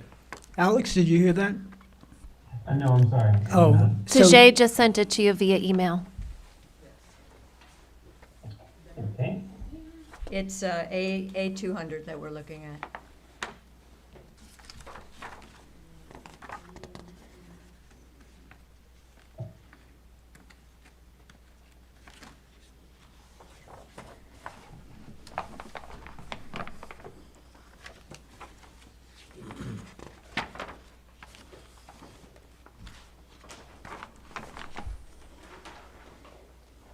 Is the board able to see what I'm sharing? There we go. Yep. There we go. Look at modern technology. Fascinating. So basically, we see here that those sidelights are removed, and it is a much cleaner northern facade. And I don't think that that the sort of amount of light which is coming into the hallway is significantly less. So I think it was, again, I'm very grateful for this comment, and it added quality to this building. So we could see 201, please. Oh, no. Okay, so you know what I can do? Let me try one. I assumed that was gonna happen, so I started to work on it. You have this stuff on your phone? You're reading ahead. I am Alex, email. I am emailing this to Alex now.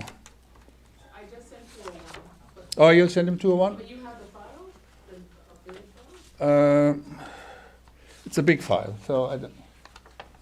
We'll take it. If you have them electronically, you can join the Zoom and share your screen. This is above my pay grade. I really don't know how to do that. But what I can do.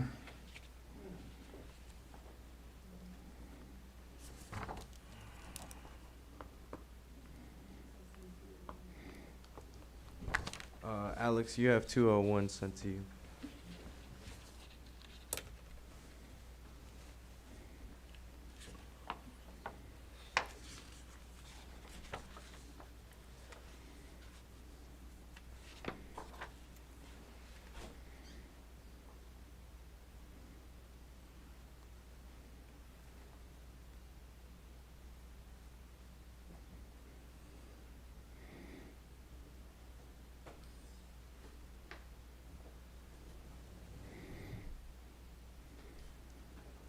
Okay, Alex, I sent you a link now to the full set. Hopefully. I sent you an email with a link to my Dropbox, and then hopefully you can see it there.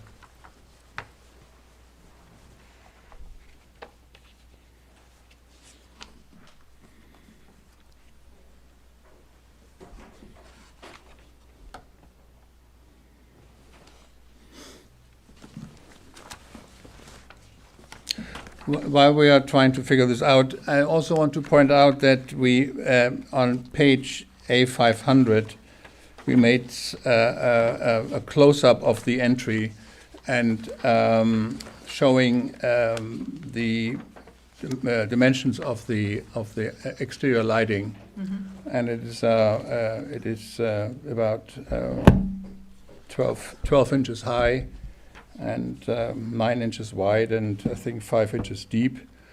It's very simple copper anodized, and we are specifying a very low wattage light bulb in there, a filament light which looks like the old Edison, 50 watt each. So I think it will be a nice glow, but it will not be a light pollution. I think it's also, you pointed that out the last time. Here we are. Okay, and if we could, yes, and if we could go to 201, please.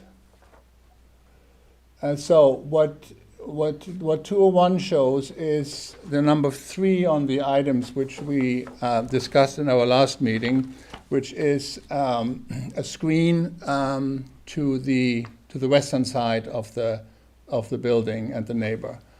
And if you can scroll a little bit further up, there is a drawing, just a little bit more. Yeah, perfect.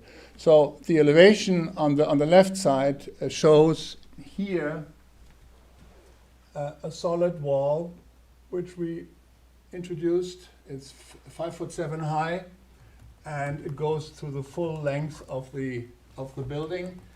And it basically is a full screen towards the neighboring property.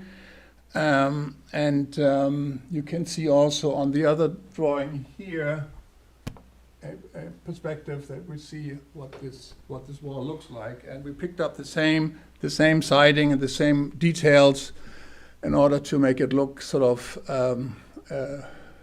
coherent with the existing building. And I don't think it looks like a stranger. I think it looks like it's a normal element which could be accepted and is very well goes very well with the rest of the building. Then we have a very small railing protruding, but I think that could be acceptable for the neighbors to see.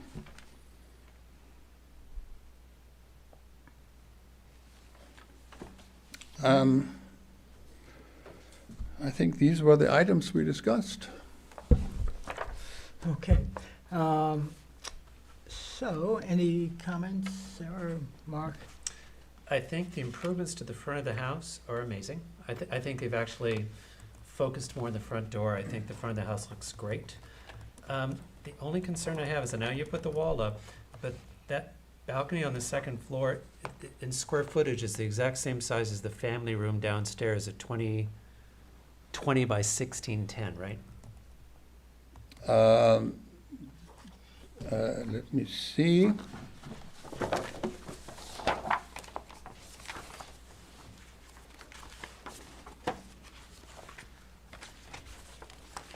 Yes, that's correct. What would be, or would you object, instead of the rail protruding, to sort of reduce the size of that, have the rail go straight across from the edge of the fence to the same line as the edge of the house, and just let the rest of that be flat roof? I wouldn't mind. I mean, I would like to bring the rail out just a tiny bit. Sort of, I would have a problem to sort of jam that railing in between two walls. I think if we could bring it out maybe 6 inches or a foot and then bring it around, that's fine. So Yes, we're losing. If you pull that back, you move humanity back behind your wall. So I That's think fine. any sight line. That's fine. I don't have a problem with that. Way. Yeah, that can be Because done. I think you've done, it's such a handsome house. I think you've done such a Thank really you. great job design-wise, and I think that, that would eliminate any potential privacy issues or sightline issues, no matter what. I mean, we have also a revised landscape plan where we are showing gigantic trees growing, left and right. But I just think if we could push that rail back to where we contain that inside the wall Sure. areas, Yep. I think that'd be the one comment that I would have. Yeah. It's just such a handsome house. And it's a shame to overscreen it because it is such a handsome house. So that would be my comment. And thank you so much for taking our advice. No, it was a good advice, and I was very happy about it. Thank you. And I just heard that the demolition permit is approved, right? Yes. Yes, we did it So- the next day. So we are I'm going to say in- that, I'm going in to say. safe waters. I'm going to say this about that. I believe with Sarah that we approved it. I got asked about it today in the building department, so I will round it up one more time tomorrow, but you can rest assured that it will be approved. Yeah, I did Good, it. I did because it we right did away. everything, the fees are paid, everything is done, and demolition plan was submitted and the form, so. Yeah. So, you know, I'll round it up tomorrow, just to make sure that we're all good there, but don't worry about the demolition. I like to hear that, it's wonderful. Yeah, I know, I sent mine to Dara. Yeah. Okay, so I'm going to ask for public comment. Is there any public comment? No. Okay, so then, Alice, so we have Matthias here, who's the architect, correct? Yep. So do you feel you can mark the change that you were agreeing to, or do you have to redraw that? Absolutely, no, I can mark it up, and then think? I initial it, and then Okay. we have a record. Yeah. Yep. Well, yeah, and then also this way I can prove it. Let me just see if we have the full file here.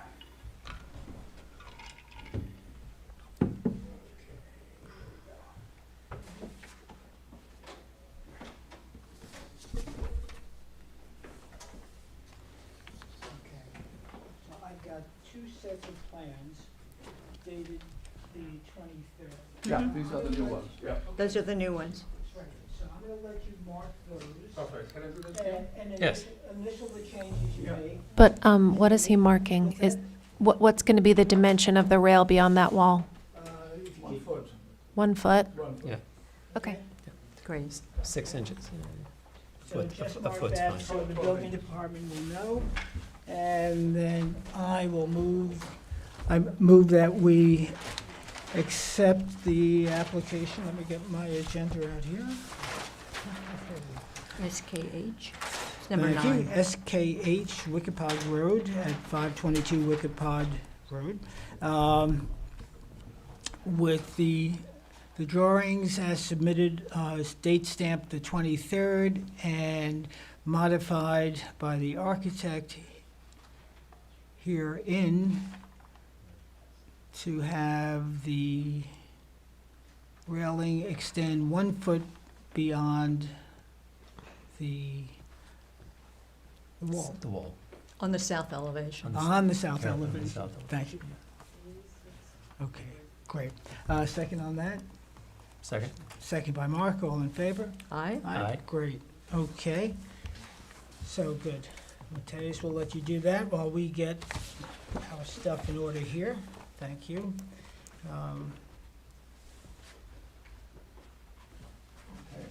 So I only do it right now on the floor plan, and then the testing is done below. Yeah. Yeah, that will do it. Are we going to be looking at the landscape plan? We just approved we just approved it. Okay, okay. We looked at last time, the Yeah. landscape Yeah, plan seemed to okay, be I'm just fine. making sure. Yeah, no, that's a good question. The landscape plan we looked at last time. Okay, good. Yeah. So, I didn't know what the, That was a very good question. huh? I'm not offended. Okay. well, you were here, so. Stick around, give me a chance. Okay. Self-deprecate here. Okay.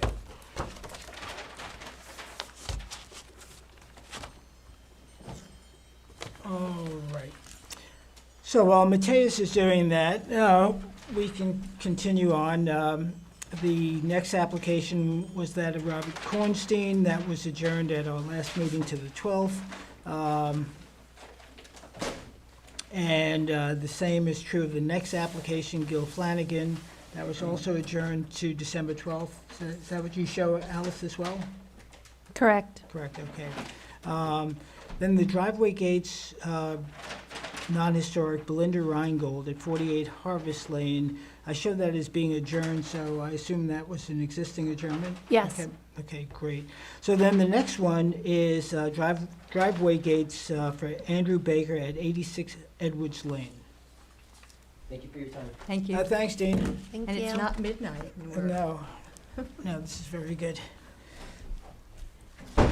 December 12th is going to be an all-nighter. Well, that could be, but, Or work on Cliff Notes. okay. Great, so introduce yourself and tell us the changes you made since the last time. Hi, folks.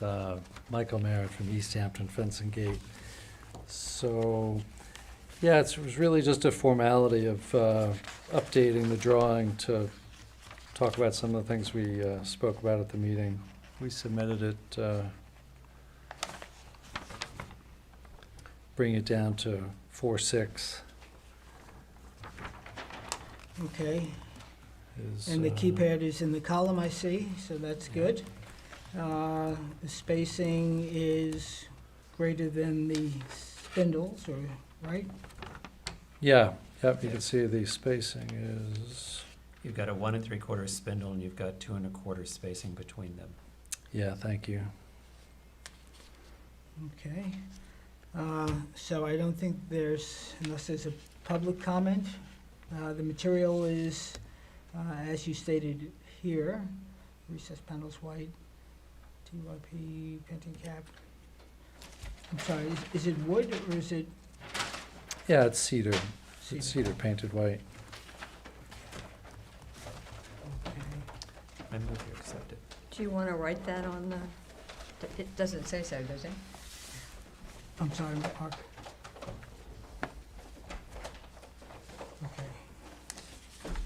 Okay. Okay, any comments? No? Okay. So any public comment? No? Okay, then I move that we accept. I would ask one Oh, thing. sorry, yes, In the copy that goes in the file, if you could just make a hand note that the materials are cedar painted white, sure. Let me get that. Hold on. because nothing on here states the materials. Yeah, that's true. Thank you. Initial update. Thank you, Matthias. Thank you. Thank you. Good, how are you? Good. Okay. Okay, so. I Very found the nice. thumb drive after all.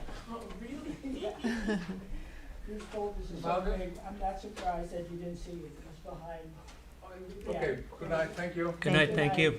Okay. 86 Edwards? Okay. So, if you can find the drawing for that, give it to Michael. Michael, just insert, right on there.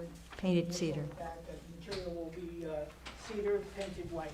Which one, big ones, small ones? Whichever the stamp drawing is. Let me see.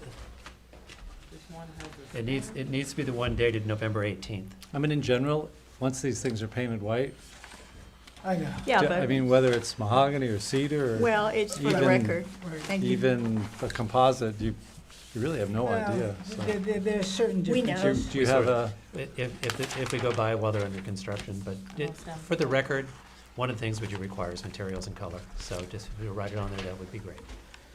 Okay, so I move, as Michael is doing that we approve driveway gates for Andrew Baker, 86 Edwards Lane, as submitted and date stamped the November 18th with the addition or stipulation that they are cedar painted white. Okay, second on that? Second. Second by Mark, all in favor, aye? Aye. Great, thanks, Michael. And then as soon as you get that to Jay, we'll just throw it back in the file, and then that'll be all set. Great. Okay.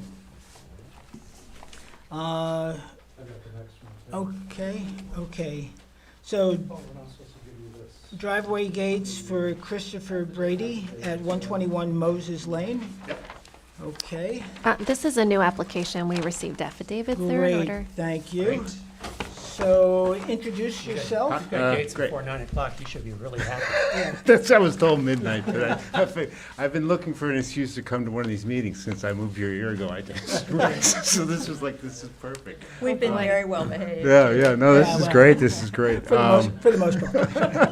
No, I went to high school when they used to teach architecture in high school, and I did that, and I did drafting, and I said, but I think I'll be a drafting, because these huge auto plants in Cleveland, their jobs are everywhere, and I went to school for it. By the time I was done with the school, the auto plants had all shut down. So I said, okay, I'll go to something Timing's else. lots of things. Yeah, but I've So- always loved Seems highly architecture. unfair. Your timing is good. You're here with Yeah. us now, but tell us who you So, are. okay, I'm Chris Brady. I live at 121 Moses Lane. My wife and I bought it last November, and Right. I've been living in it since, completely fixing Right. all the things that weren't done when it was originally redone. When I bought it, there was a gate out front, a big 7-foot thing that I Yeah. thought was big, but it was still there. When I went to close, they came in and said, you have an illegal gate. Yes. And I said, okay, well, cut it down. You know, I'm not going to stop my close. Right. I'll figure it out. Right. And then I went back and I checked the code to see what I had to do, and I said, this is good. But this is going to be my last thing, because I have trucks coming in and out of the driveway Right. for a year straight. I said, I don't want a driveway Right. or a gate there. So when I asked Michael to put the plans together, and I looked this morning, and I saw there was that addendum on the bottom saying, no gates over 4.5 feet. I said, you got to be kidding me. But I live, I don't know if you know where Moses Lane, it comes with Armand Day and all Yeah. that. And Yeah. it's really about this 2-hour sequence of the trade parade that is just, I'm right there. Yeah. And when they took the gate down, I sit there in my living room and I look out and I just watch these people looking in the room, and I could be Right. doing it. And so there's like zero privacy. And I just wanted to, you know, I didn't want to go back to a 7-foot gate, or it may have even been taller, I don't know. I just wanted enough so that if someone was sitting in a truck driving by, which they do all night, that there would be a block. And that's how we got to 6 Right. feet. Which was I think the max that I didn't want it any higher than that, and it kind of goes up, Right.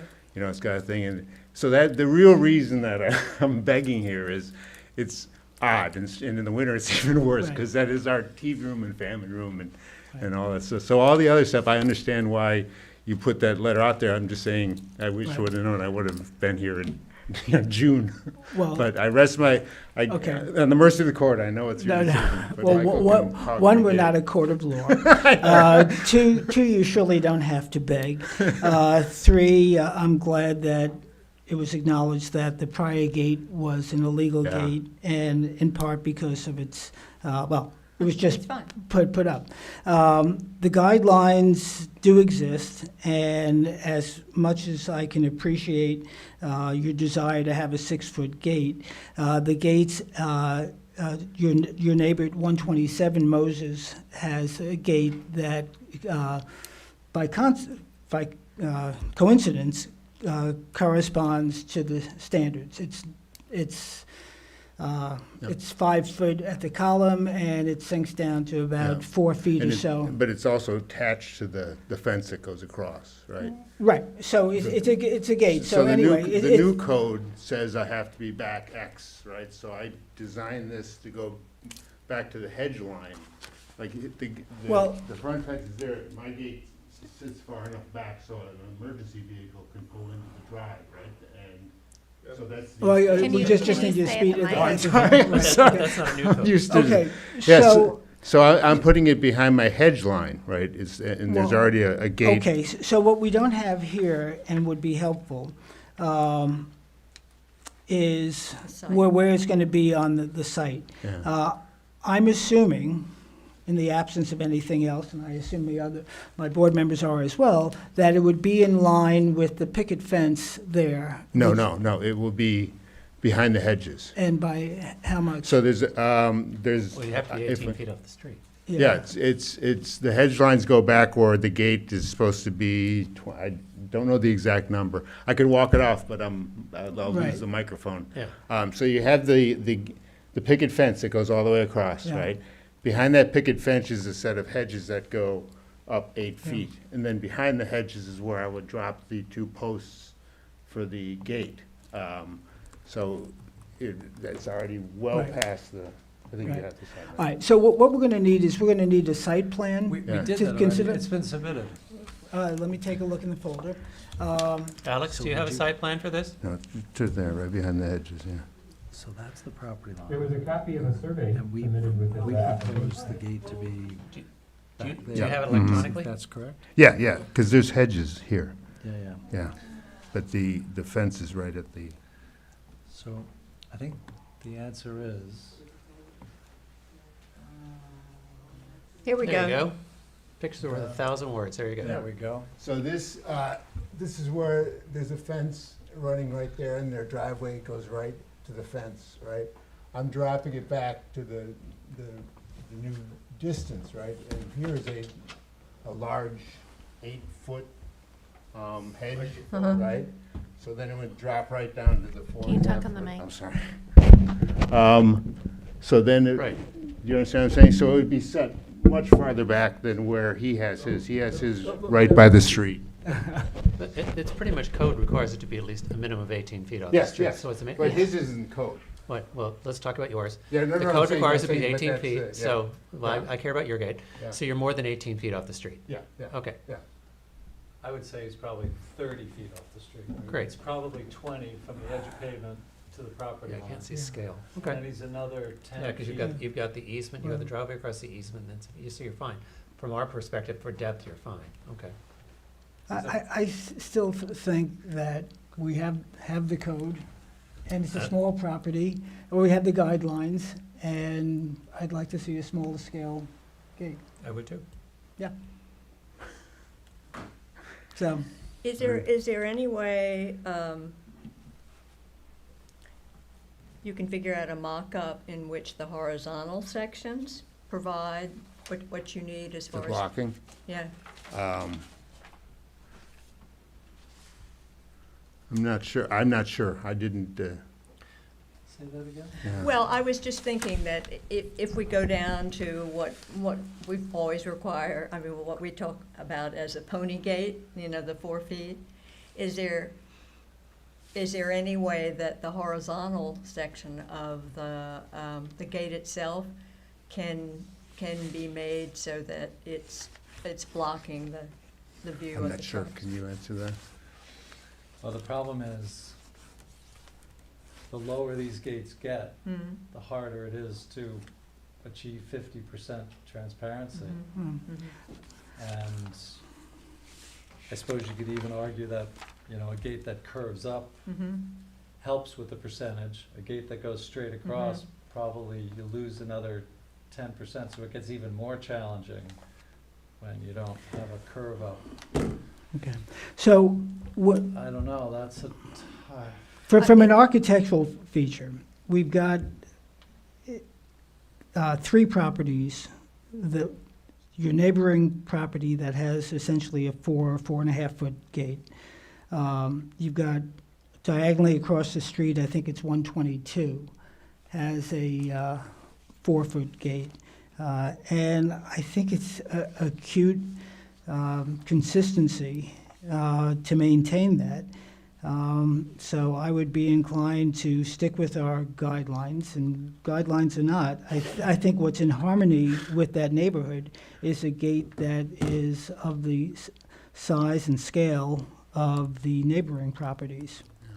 Well, yeah, you are correct. Both sides of my house and the one across have lower gates, but Yeah. if you go right to the intersection where Armande comes, Right. that's when the neighbor 2 up from me has a Right. double gate that's recessed back where mine's gonna be Yeah. recessed back, and he's got taller than I want. Right. And then the one across the street from him, which is right in that intersection, Right. which I can see why they want these, has a full-blown, wood painted white, Right. 8-foot compound, surrounding it. Right.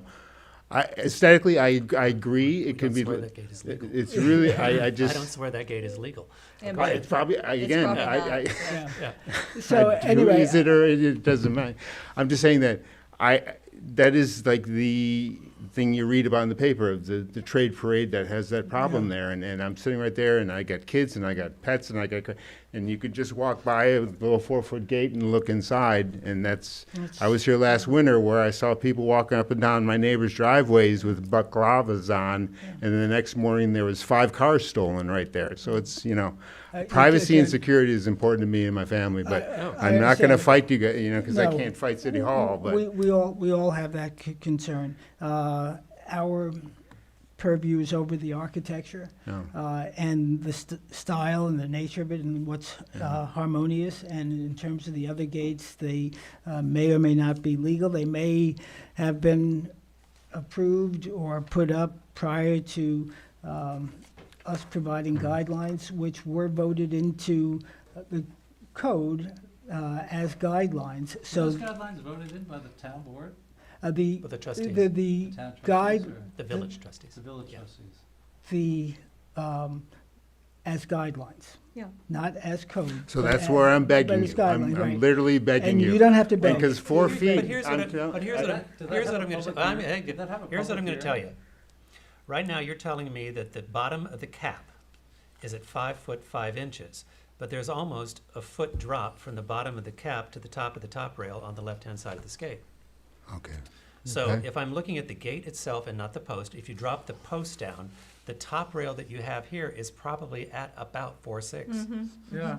So Is if it- you just You're go not straight cutting off across a there lot and put more. a thicker top rail and maybe a thinner mid rail, you can hit your 40% and still have, that's what Sarah was saying. Yeah, you'll still. So the posts could just be Yeah. come down. And you'll, Okay. and you'll have All right. screening, Yeah. and Okay.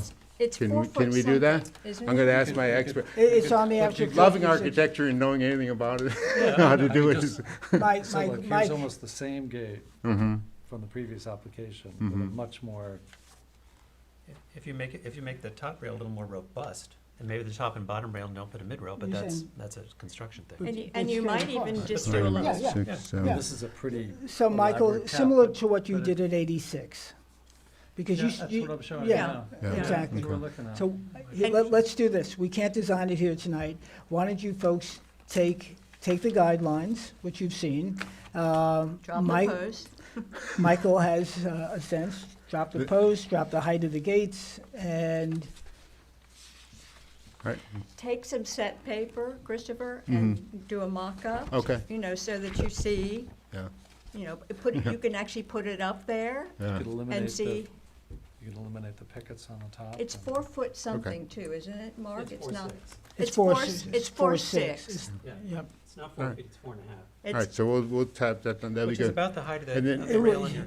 Yeah, which, exactly, that's the height. The post So go then will down the we actual gates. come and again it's at the December same- 12th and present that to you? Yeah. Is that what it'd be? Good, good. And it's 4'6", so, that might give you Yep. what you There you need. go. All right. But need if you him do a 'cause mock-up, then you'll know. He studied drafting. He would have been a better drafter. I know. I can see the line. Anyway. You know, it's Okay. an art. I If mean, the you other don't thing, practice, not you to forget interrupt, it. but, Okay. sort of off the record is like, All right. we're just heading to a course where every gate is gonna look exactly the same. Well, not No, necessarily. You're a creative man. I We're hate going to to tell rely you, on your We have gates creativity. that all look different. Where they're same is they're the same height, but they do not look the same. No, because you there's a can million see- decorative Well, the options in gate gates. further down Moses. Well, let's we not debate that copied it tonight. Edwards, Yeah. Let's not debate that tonight. Well, You know where we are with your they're gate, exactly the and same. I think we know what the next steps are. Okay, Yeah, And do me a great. favor and put the materials and color on the plan. right. plan okay. next And week. by the way, like you did on Edwards, if it's going to be electric, the mechanism or the keypad in the column. Oh, it's not electric, Okay. just a gate. Okay, good. Okay, great. Thank So you. I move that we accept the applicant's request to adjourn. So our Great. next meeting, we'll see you on the 12th. Christopher, Michael, thank you. Nice to meet you, Second Christopher. by Mark. Bye. All in favor? Aye? Aye. Okay, great. Aye. I Thank didn't you. hear a second. Okay. Second. Okay. So, good Thank night, you. Good folks. night. So now on the agenda, Alex, you wanted to, let's see, I just want to make sure I didn't miss anything. Christopher Brady, the landmark designation for the 209 Windmill, adjourned to the 12th. I still have to get in touch with the owners of the property. And then now work session, talking about our 2023 meeting calendar. Alex, did you want to do that? Yeah, that's right. I think at the last meeting, I shared with the board members a draft meeting calendar for the year Yep. 2023. That follows the same schedule that we used for this year. Yep. At the last meeting, we approved the meetings as far as January, so we can continue to take in applications, which is now when we're currently scheduling them, so I thank you for that. But wanted you to take a look at the rest of the year. I think there was there's two that certainly need to be canceled because Village Hall will be closed on 2 federal holidays. So those meetings we want to think about rescheduling if possible. And I noted some other conflicts, but if there's other conflicts that board members know we have or that we think we won't have a quorum, it would be good if we can adopt that schedule so we can get Right. that posted on the website. And also give applicants a little bit more clarity as we're starting to take in applications for 2023. Right. So which are the dates that conflict? Oh, I see Memorial Day on Yeah. May 29th and, Yeah, Yom Kippur. Oh, right, that was- Memorial Day, and then Christmas. Village Hall is closed, and I don't think we can be here on Christmas Day. Right. So then the question that I think was open was on Monday, September 25th, which is the Jewish holiday of Yom Kippur. And there was some discussion about possibly, rather than canceling a meeting entirely, to possibly holding it on Wednesday. And then I think, Alex, you said there may be some logistics related to that. Yeah, we'd have to see if there's any other meetings scheduled in the boardroom that day. I don't believe that the trustees meet on Wednesday, certainly the zoning board and planning board and planning commission do not. Mm-hmm.